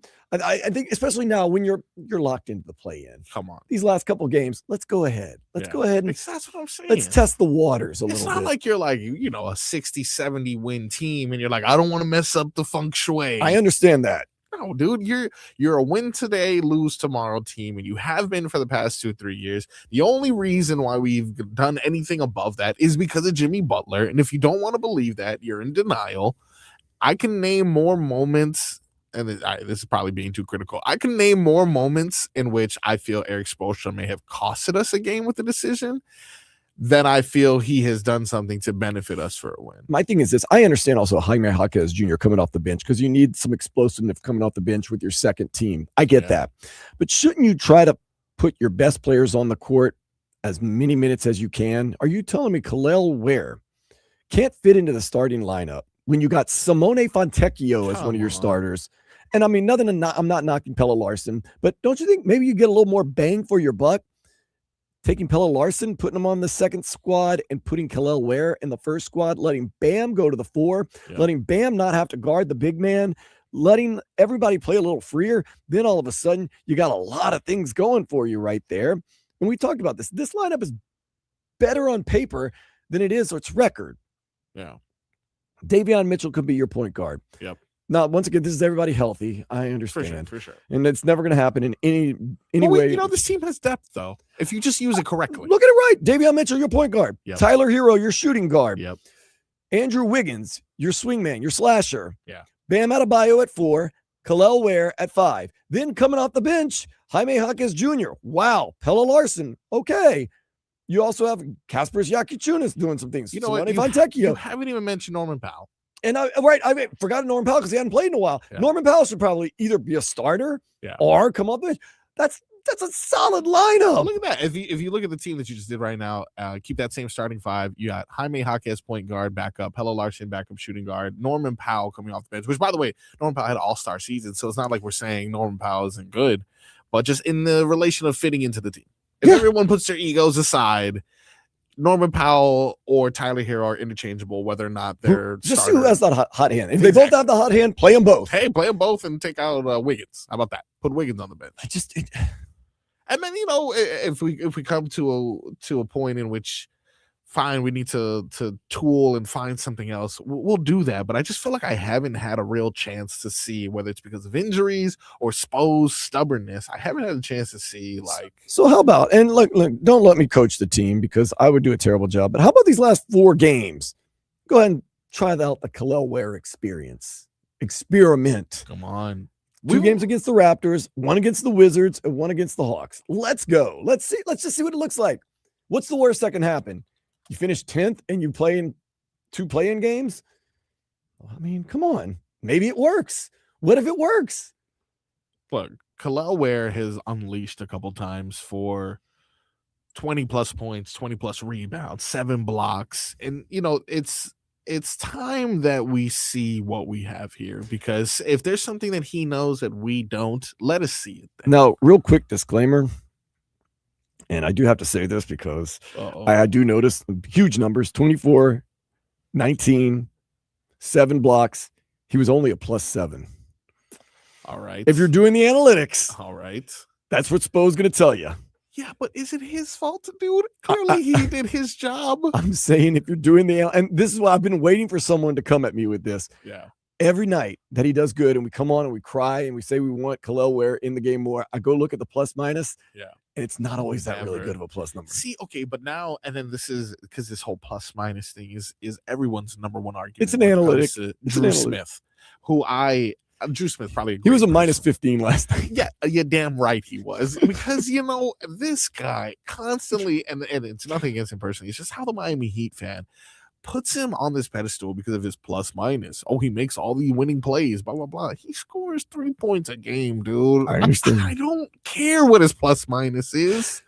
I can go there and not score and have a positive plus minus because I'm passing here and there, or I'm like taking a charge. I am a big analytics guy, but I'm also an eye test guy. Oh, And, the eye test is where it's at. I believe in both. I believe you have to combine both of them a little bit together. Yes, I am not going to say Drew Smith is the heart and soul of this team like some people say he is. He's a okay bench player. He's serviceable. He's an okay end of the bench player. He's a serviceable third string point That's guard. what I'm saying. He's an okay bench player at the end of the bench. Like, okay, as far as end of the bench guys go, pretty good. Cool. Pretty good. Great. Good option. But let's not go out and say that's Heat culture right there. He's no Patty Mills. He's no, who's this guy? Keyshawn Johnson. Yeah, well, I love Keyshawn. You love Keyshawn. But he dunks. What about the guy he plays, Peyton Pritchard? Peyton Pritchard. Derek White. These players that aren't like, Jaylen Brown, Jason Tatum, but they're like, these are important players to your championship run. They are the Bruce Bowens, the Patty Mills. But bring up the Bruce Bowen. Bruce Bowen mentioned right here today, huh? If you need to play Drew Smith big minutes to win games, that's a problem. That's a problem. It's a problem. He got some issues, but maybe we can try to figure some things out in these past 4 games. That's all I'm going to say. Up next, we're going to do some Nay or Day, a little thumbs up, thumbs down right here on Sports Day 104.3 FM, WQAM.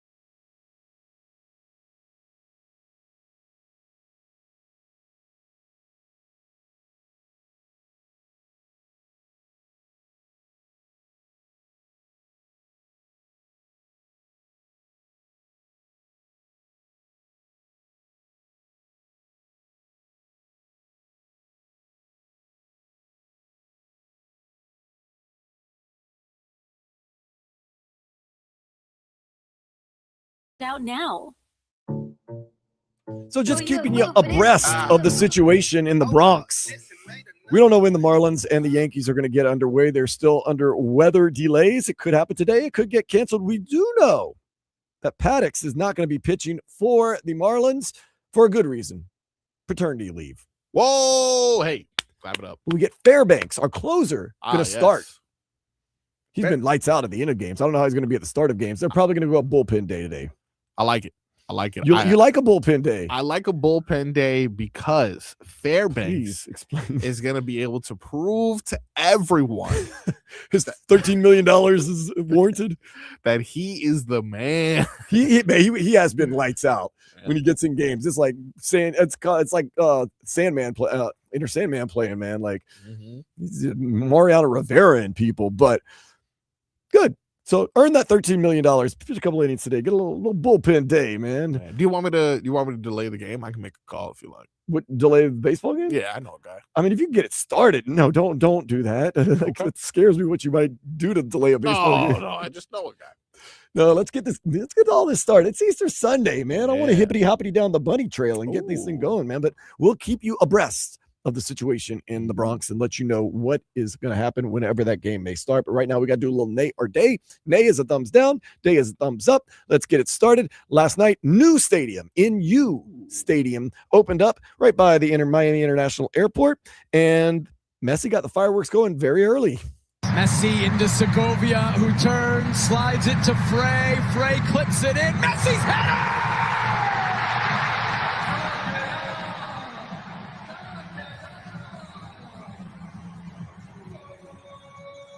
Just 10 minutes for Lionel Messi to score his first goal in his new home. Miami responds 1-1. Now, usually you would say, oh, that's a day all day. But, oh, no. I'm going to give you a nay. Hey, Number one. Now, Messi did score in the 10th minute of the game. All right. But Austin FC scored in the 6th minute of the game. So the first goal in New Stadium wasn't even an Inter Miami goal. It was the opposing team's goal. And you say, okay, well, Messi got the equalizer minutes later. The only thing is Austin FC is not that good in the new stadium with arguably the greatest player of all time. That goes on the goalie, though. You played to a 2-2 draw. 2-2. At least you scored goals. Now, a scoreless draw would have been just murderous. But all the excitement, all the buildup, all that, for not even Messi getting the first goal in the stadium, although he did get a goal, and not even winning the game. I don't know, man. It feels like empty. It feels like an empty celebration that we had yesterday with Inter Miami. I cannot believe you did that, Dan. I know. I'm just such a prisoner of the moment right now. Now, they'll probably blow out the Red Bulls next week, and I'll be all crazy and going wild and think we're going to win the World Cup, even though the World Cup is an international, not a club sport. I know. But, right now, I feel as though it's like you go to that big party, it's supposed to be awesome, and you're like, it was cool, it's fun. Not what I thought it was going to be, though. Yeah. Oh, well. People still talking about this. I don't know if you watched the women's Final Four. On Friday night, I was out at Duffy's Plantation. And, of course, you got the big, bad Yukon Huskies. Undefeated. Maybe the greatest team of all time. Going up against Asia Wilson and Bam Adebayo, who apparently loves the South Carolina Gamecocks because of the Asia Wilson thing. Nonetheless, they played. And at the end of the game, there was a not so very nice interaction between the two coaches, Gino Auriemma and Dawn Staley. Both of them asked after the game. First Gino, then Dawn. What happened? What exactly happened in the end of the game in the last second with the handshake line with you and Dawn? I said what I had to say and nothing.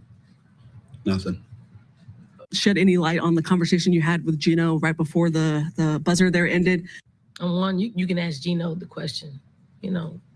He's the one that initiated the conversation. I don't want what happened there to dampen what we were able to accomplish today.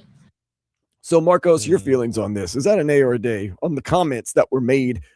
Not so much the situation, because that's definitely we're going to get into, but on the way that they reacted, day or day. See, this one's hard for me, right? Because if I'm talking about Gino, I'm going to say nay. Oh, don't get me started. Go ahead. If I'm talking about Dawn, I'm going to say Day. Yeah. Because a way to handle it with class. I know she said some things back to him. Rightfully so. Rightfully so. And we know what words she used. Correct. She's very good with her pronunciation. Oh, yeah. And I will say the fact that she said, hey, I don't want to take away from what we were able to accomplish today. Like, come on. You know, that's class right there. Gino is so unclassy. Really lost some points there. I don't think he ever had points, though. Yeah, that's the thing. Sure. Unless you're a UConn women's basketball fan, you hate this guy. No. First of all, you're upset that your dream team got beat. You got outcoached. You got outplayed. Don't take it out on anybody but yourself. Yeah. Walking up there and saying something to Dawn. And you know, Dawn ain't gonna step. Dawn should have punched him. I'd have punched him. Sure. All he does is complain and whine and bitch and moan. Get out of here, man. And then Dawn, rightfully so, you go talk to him. He's the one that initiated the conversation. Don't be butthurt, okay? You got beat. Yeah. Sorry. You got to feel embarrassed. You've beaten everybody for 30 years. Yeah. Wow. Take it with a little bit of dignity, you punk. Yeah. I don't like him at all. I mean, and I had people at Duffy's and Plantation cheering for South Carolina. And I was like, well, you a big South Carolina fan? Like, no, we just don't like UConn. Yeah. We just don't like UConn. I know it's the underdog, quote unquote underdog. What a bum. Yeah. Absolutely. I mean, absolutely. And where I'm from in the deep South, and Big Lynn would say some words, and I'm not going to say what she would tell Gino about all that, but Dawn was fired up, and rightfully so. Something tells me Big Lynn and Dawn share the same vocabulary based off of what. No. Big Lynn doesn't use 4-letter words. No. But man, I think Dawn Staley's a class act. I thought she handled it the way I would have handled it. Yeah. Maybe a little nicer than I probably would have handled it. And Gino, you can go somewhere with that. I'll leave it at that. Gino, you can go somewhere with that. Mm-hmm. I don't know of anybody that's very high. He's very high on their list.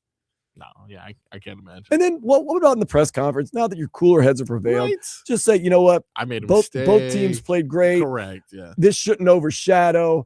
You know, Dawn and I will figure it out. We'll fix it. No, he's just going, no, like a little baby. Double down. What a punk, man. I hate that guy. Whatever. One team I do love is the Marlins, even though they lost last night. Had a chance, though. They had a lot of fight in them, even though they're up 4-0 for a while. Had a little fight, but at the end of the game, it came down bases loaded. Griffin Conine. 0-2 pitch is cut on and missed. Bednar lets out a scream. And New York fires up. Marlins strand the bases loaded. Bednar gets his punch out. And it was a battle. It was a marathon all the way home. But 3 in the bottom of the 8th for New York give the Yankees a 9-7 win on Saturday night. 4-hour game last night, and what a marathon. We get up 4-0. They end up tying at 4-4. They get up 6-4. We tie at 6-6. Then they score 3 runs in the bottom of the 8th. Then in the top, we score a run, make it 9-7, and then load the bases, and then no. So that's a day. That's a day. That's a nay. That's got to be a nay. You know the reason really it's a nay is because I had tickets to a concert. Zay here in Miami to go see an indie rock band. They were pretty cool. Their name's Ghost Woman. Oh. And I said, how long can the baseball? It's the new age of baseball, Marcos. It is. Games don't go 4 hours. They got a pitch clock. A marathon game goes 3 hours. I'll be cool. Yeah. Well, sure enough, as I was walking into Zay last night, yeah, Ghost Woman was walking out, the band. So this is what I missed. A little music from Ghost Woman. This is what I missed. The Tempur-Pedic breeze makes sleep. Oh, yeah. So no more sweating all night. That's or beautiful. Blasting the air conditioner. This is Ghost Woman. Oh, okay. It's a little indie grunge rock, man. What are you going to do, Marcos? Come on, man. You missed this for a marathon? This is good. Marathon lost, too. Marathon lost, yeah. How long can today's baseball games go? I really thought, man, the latest I get out is 10:30, which got me there right on time because it's right down the street. Yeah. I was going to ask, where was this? Zay. It's on 61st. We're up on 82nd or something like that. Yeah. Right on time. Nope. But at least I saw the band walk out, so I know that I missed them. Yeah. Instead of me standing around like a loser for like an hour, like maybe the band's going to go on later. Already? Man, you know what? This punctuality thing we discussed to open the show, that's different because I remember my early days of going to shows at local spots. If they said a guy was going to perform, let's say even around midnight, he wasn't showing up till 2 a.m. So what about the Improv? You, of course, work at the Improv here in Dania Beach and in Miami, Doral. Are you guys very prompt with your comedians and performances? I would say no. We are strategically not prompt. Actually, you know what? I'm going to say it varies club to club. And also think the talent, too. Absolutely. If the talent's like, hey, we're starting at this time, we're starting at this time. But I will say, depending on the crowd, correct, and the location, that will determine more or less how late. For example, the Miami Improv being in Doral, late. We understand it's gonna be late, and we understand that Palmetto, Doral is just a weird spot anyway. Yeah, that area is weird, man. I love it, but it's weird. So we understand we're probably gonna start that show. If it's scheduled to start at 7:00, that show's starting at 7:30. Now in Dania Beach, that's a different story now. Now the latest we'll go there is 7:15. Yeah, right off 95, free parking. That one's a little bit easier. Know the crowd, man. I guess know the crowd. Know the crowd. And something tells me like Benji Brown show is going to start a little bit later than a Mark Norman show. There you go. All right, know the crowd. Know the crowd. We got one more segment getting you ready for this Panthers game, which will not be delayed by weather because they're playing it inside on ice against the Pittsburgh Penguins. That is going to be a 2:30 pregame, 3:00 puck drop. But Marcos and I, we're still going to get to hang out with you just a little while longer here on Sports Day 104.3 FM WQAM. The unofficial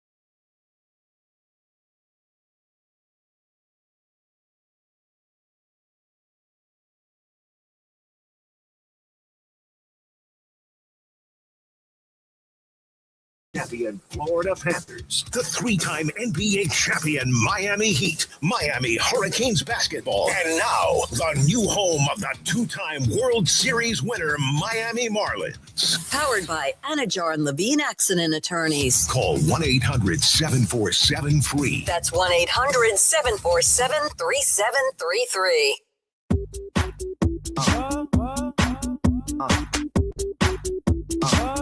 It is getting to be that time. Sports time. Panthers about to get on these airwaves right here on 104.3 FM WQAM as they take on the Pittsburgh Penguins. We're looking at maybe, just maybe, a 4 or 5 o'clock start for the Marlins and the Yankees up in the Bronx. My boy Fairbanks. Pete Fairbanks. He's on leave, I think. We're going to find out eventually. We'll find out. Eventually. That's got to be a rough thing. We don't have that problem here with the Marlins because we have a retractable roof. But to go get the stadium, maybe you get there a little early. You know, you might want to get there 1 o'clock to sit down and take in Yankee Stadium. And then you have a 4 to 5 hour rain delay, weather delay. Oh, on Easter? What is the benefit of playing outside? Sports outside, professional sports outside. What is the benefit? Just the tradition, and maybe you can get some home field advantage in games and stuff like that. So cheating. It's not cheating. Cheating is what you're saying. So you're saying that near Miami playing in muggy hot weather, and them being more adept at the weather like that is cheating? Oh, don't even get me started on this Inter Miami team. It does. I mean, it doesn't help the Dolphins, you know. So. Well, because we're on an Indian burial ground, which is another form of cheating. Okay. Well, not cheating though. We have a big birthday today that you wanted to touch on, Marcos. Oh, yeah. You know, I like to speak of. You know, this is a perfect segment for this show, as it is Dan Day driving us. I have a segment that I like to do when I host Tobin and Leroy called Day to Day, where I find out what holiday we're celebrating and who gets a happy birthday. Now, obviously, we know we're celebrating Easter today, so we're going to skip on over to the birthdays and see if you recognize any of these names. Let us start with Candace Cameron Burr. Oh, yes, absolutely. That is Miss DJ Tanner from Full House. And Fuller House.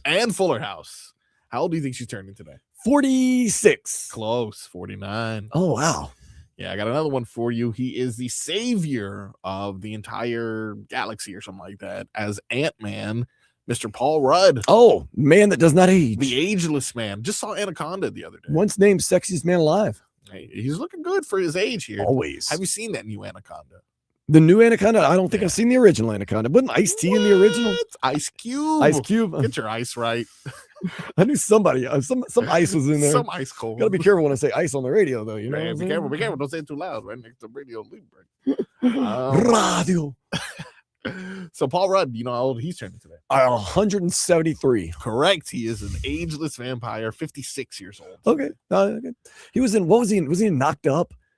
What's he in? He was the husband of the friend. Oh, that's right. Yes. It's not fair. I get old and ugly, and he looks better with age. That's true. Knocked Up. What a movie. Hey, listen, we were talking recently, I forgot who, of just like the age of like movies that we got the Knocked Up, forgetting Sarah Marshall. Oh, yeah. You had Pineapple Express. Yeah. Super bad. Yeah. Like, just a good era of movies. Oh, it was. It really was. Another man known for his good era of movies, Billy D. Williams. Oh, Colt 45. Colt 45. Who cares about Star Wars when you got Colt 45? When's the last time you think he had a Colt? Do you think he ever had a Colt? Oh, 45? yeah. Oh, yeah. Okay. Right. Billy D's real. He's a real one, man. Okay. I bet you there was times when he begrudgingly scarfed down some Colt 45s because nobody goes to the gas station or the store usually late at night and goes, you know what I could go for? Colt 45. A Colt 45. It's not good, and it's not even really that cheap. So, like, you look at all the options. Only reason you're getting Colt 45, and two reasons why you drink Colt 45. You just name one, Billy D. Williams. Yep. What's the other one?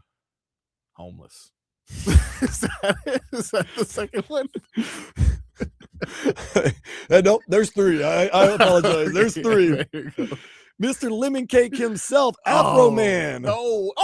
Hey, listen, Afro Man. Colt 45, 2 zigzags. Maybe that's all I need. He is having a resurgence as well. Just an overall patriot, by the way. Patriot. Absolutely. Patriot. Freedom of speech. Him, Larry Flint, Yep. Two guys. If there were a Mount Rushmore for free speech, Come on. they'd be right on there with two other guys or girls. I don't know who else. Man, well, we'll figure it out. It's not the segment we're doing right now. Okay. Go ahead.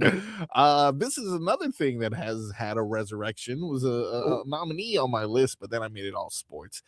Scrubs with this lead actor, Zach Braff. Oh, yeah. They're back, baby. Have you seen the new episode of Scrubs? No. Also good? Man, for like a 2-year period, I had Zach Braff Mm-hmm. and who's the other actor? Confused. I thought they were the same person, and they definitely are not. The guy from Parenthood. He's got this doc. Oh man, John Mulaney. He's married to Forgetting Sarah Marshall. Oh, married to. Now I need to know. Kristen Bell. Oh, okay, cool. Married to Kristen Bell. I literally thought they were the same person, and I was like, well, Dax Shepard. I thought Dax Shepard and Zach Braff are the same. And when I say for a 2-year period, I'm talking about as of like 3 months ago. I thought that they were the same person. And I was like, why is Dax Shepard doing this stupid podcast about mental health when he's got to worry about Scrubs? And then finally one day someone, I don't even know if someone told me, I think I just came to the conclusion, like, I don't think they're the same person. Guys there, huh? Bad job by me. I see, when he has the blonde hair, it's kind of like, no way. But if he has that darker hair, same guy. I think I was just confused. Good. I knew something was wrong. I just couldn't figure out what until I realized it was me. Happens all the time. Got one last celebrity birthday here for you. Nah, I don't really know this person too well. Do you know? Please. It's Michael Rooker. No.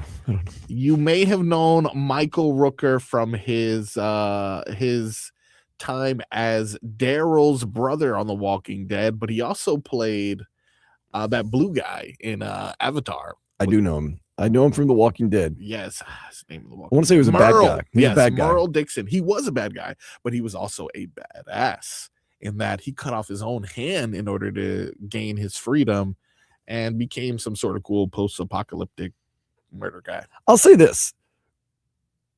Walking Dead was like a supernova. Hey. It was the greatest thing in the world for about 2 or 3 years. And then changed television. All of a sudden, we forgot about it. I think it's still on. I'm not even joking. I think they're still making new episodes. I've seen every episode. Dan. We just forgot about it. Like, dude, I had dinner parties every Sunday night. Oh yeah. It Literally changed television, bro. Everyone brought beer, liquor, and wine and a plate of food, or what? Not a plate, a food item. And the guy that hosted would make a lot of food. Yeah.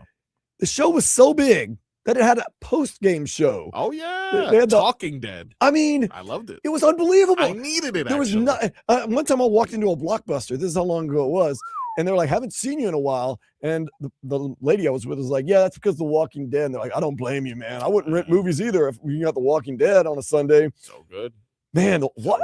I'm sure the episodes are still fantastic.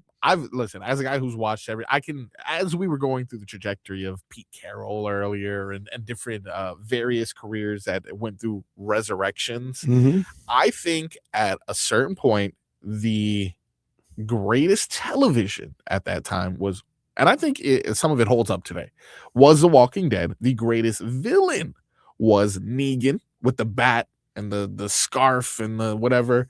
The turning point, which I don't understand, but I know this with all my heart, was when they murdered Glenn, the Asian character who was beloved, and they murdered him on, which was to me one of the most jaw-dropping moments in history. Glenn was such a good guy. He wasn't hurting nobody. I know. And because of that specific reason, that was just too dark of a moment for about 40% of the audience. Did they ever kill the person that everybody loved, the country guy? What was his name? They killed everyone damn near. They did. Oh, Daryl. No, they did not kill Daryl because they're smart. He was the one guy. I was like, you cannot touch him. They literally killed everyone. You kill him, I'm out. Exactly. I couldn't have Daryl dead. They even killed Rick Grimes, or quote unquote killed the Rick main Grimes. quote unquote main character. Yes. They killed his wife and all that. They killed everyone. Which is understandable. They killed everyone. You don't kill Daryl. You never kill. Because I would have been out.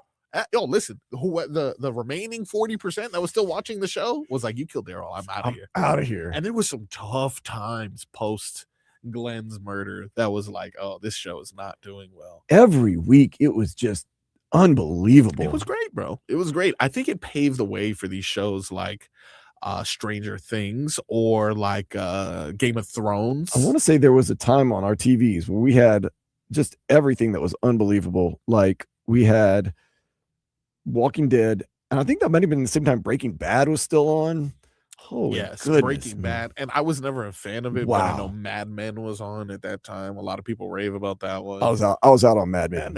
I'm not a timepiece type person. What are we doing? We're talking about an ad agency. Give me some zombies. Give me some meth. Yeah, that's what I want. I want some zombies. More about and meth. zombies and meth than about advertising. Yeah, come on. This guy's Man, I'll tell you, cigarettes. Breaking Bad, that 5-year run that they had.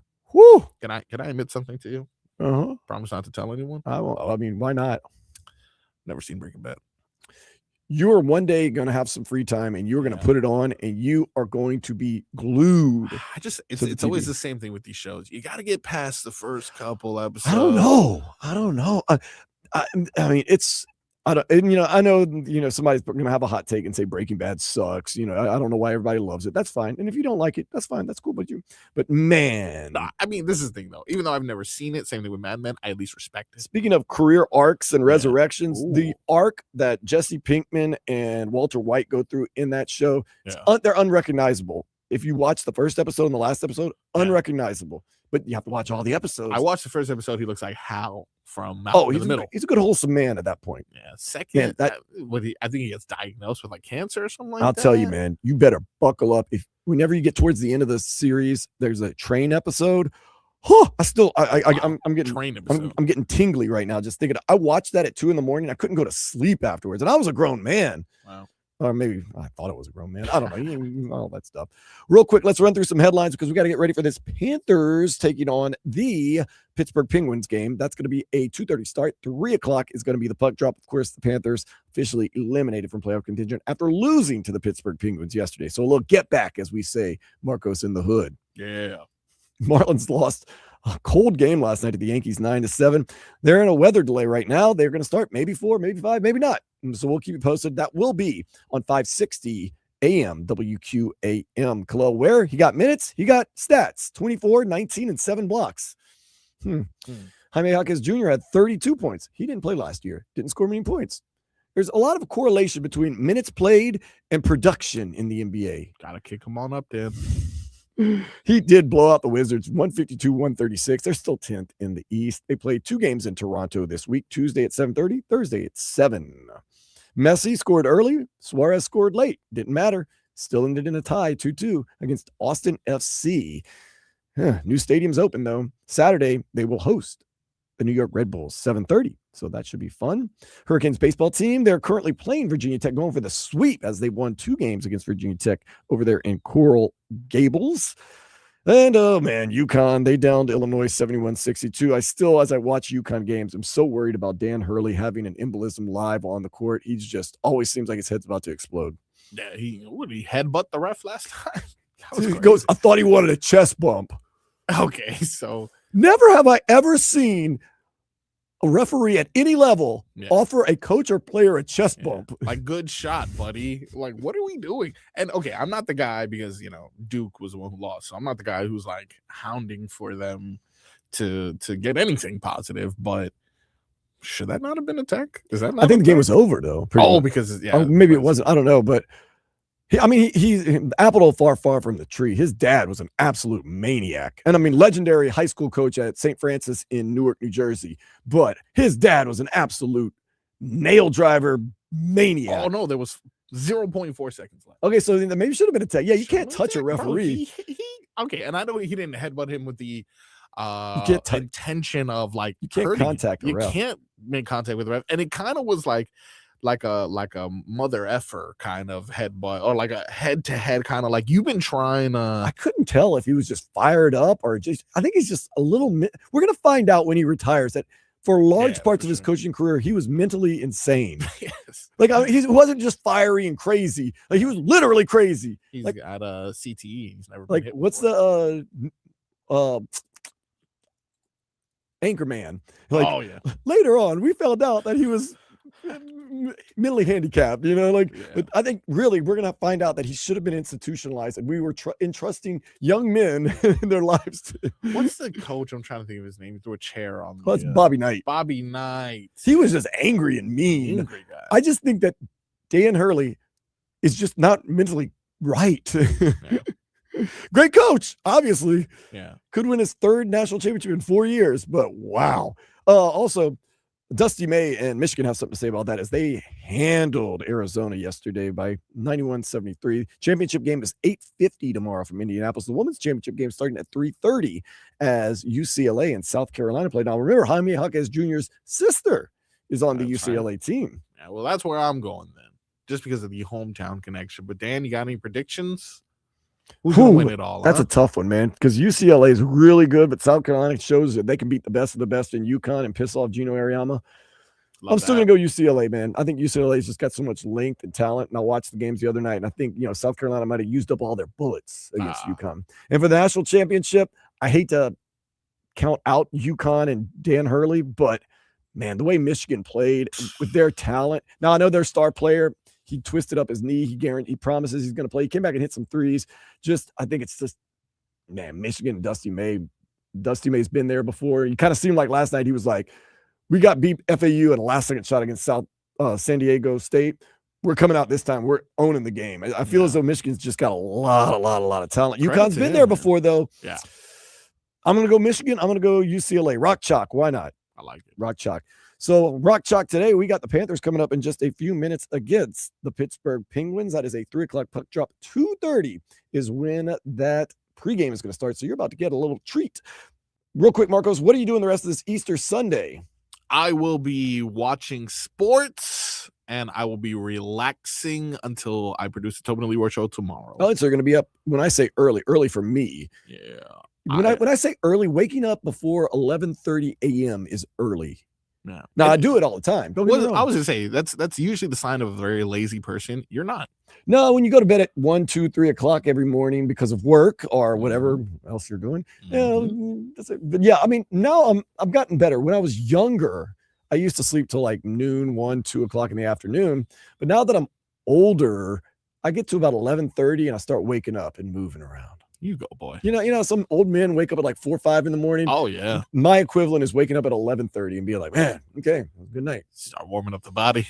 You do have to warm up the body, man. Like, I'm not even awake till I get here to work, drink 2 cups of coffee, and start moving around. Yeah, I know not to speak to you until you speak to me. Oh, yeah. I'm not a morning person. IT will tell you that. I got into it with him yesterday, and I said some words that Dawn Staley would approve of. And it wasn't their fault. It was just the technology wasn't working. But you catch me on a Saturday morning at 8 a.m. after DJing at Duffy's and Plantation all night. Yeah, it's not going to be good. Okay, well, we got to get out of here. It's going to be good. We got the Panthers coming up in just a few minutes. For Marcos Gonzalez, I am Dan Day. This is Sports Day, 104.3 FM, WQAM. Later. WQAM, broadcasting live from the Ed Moore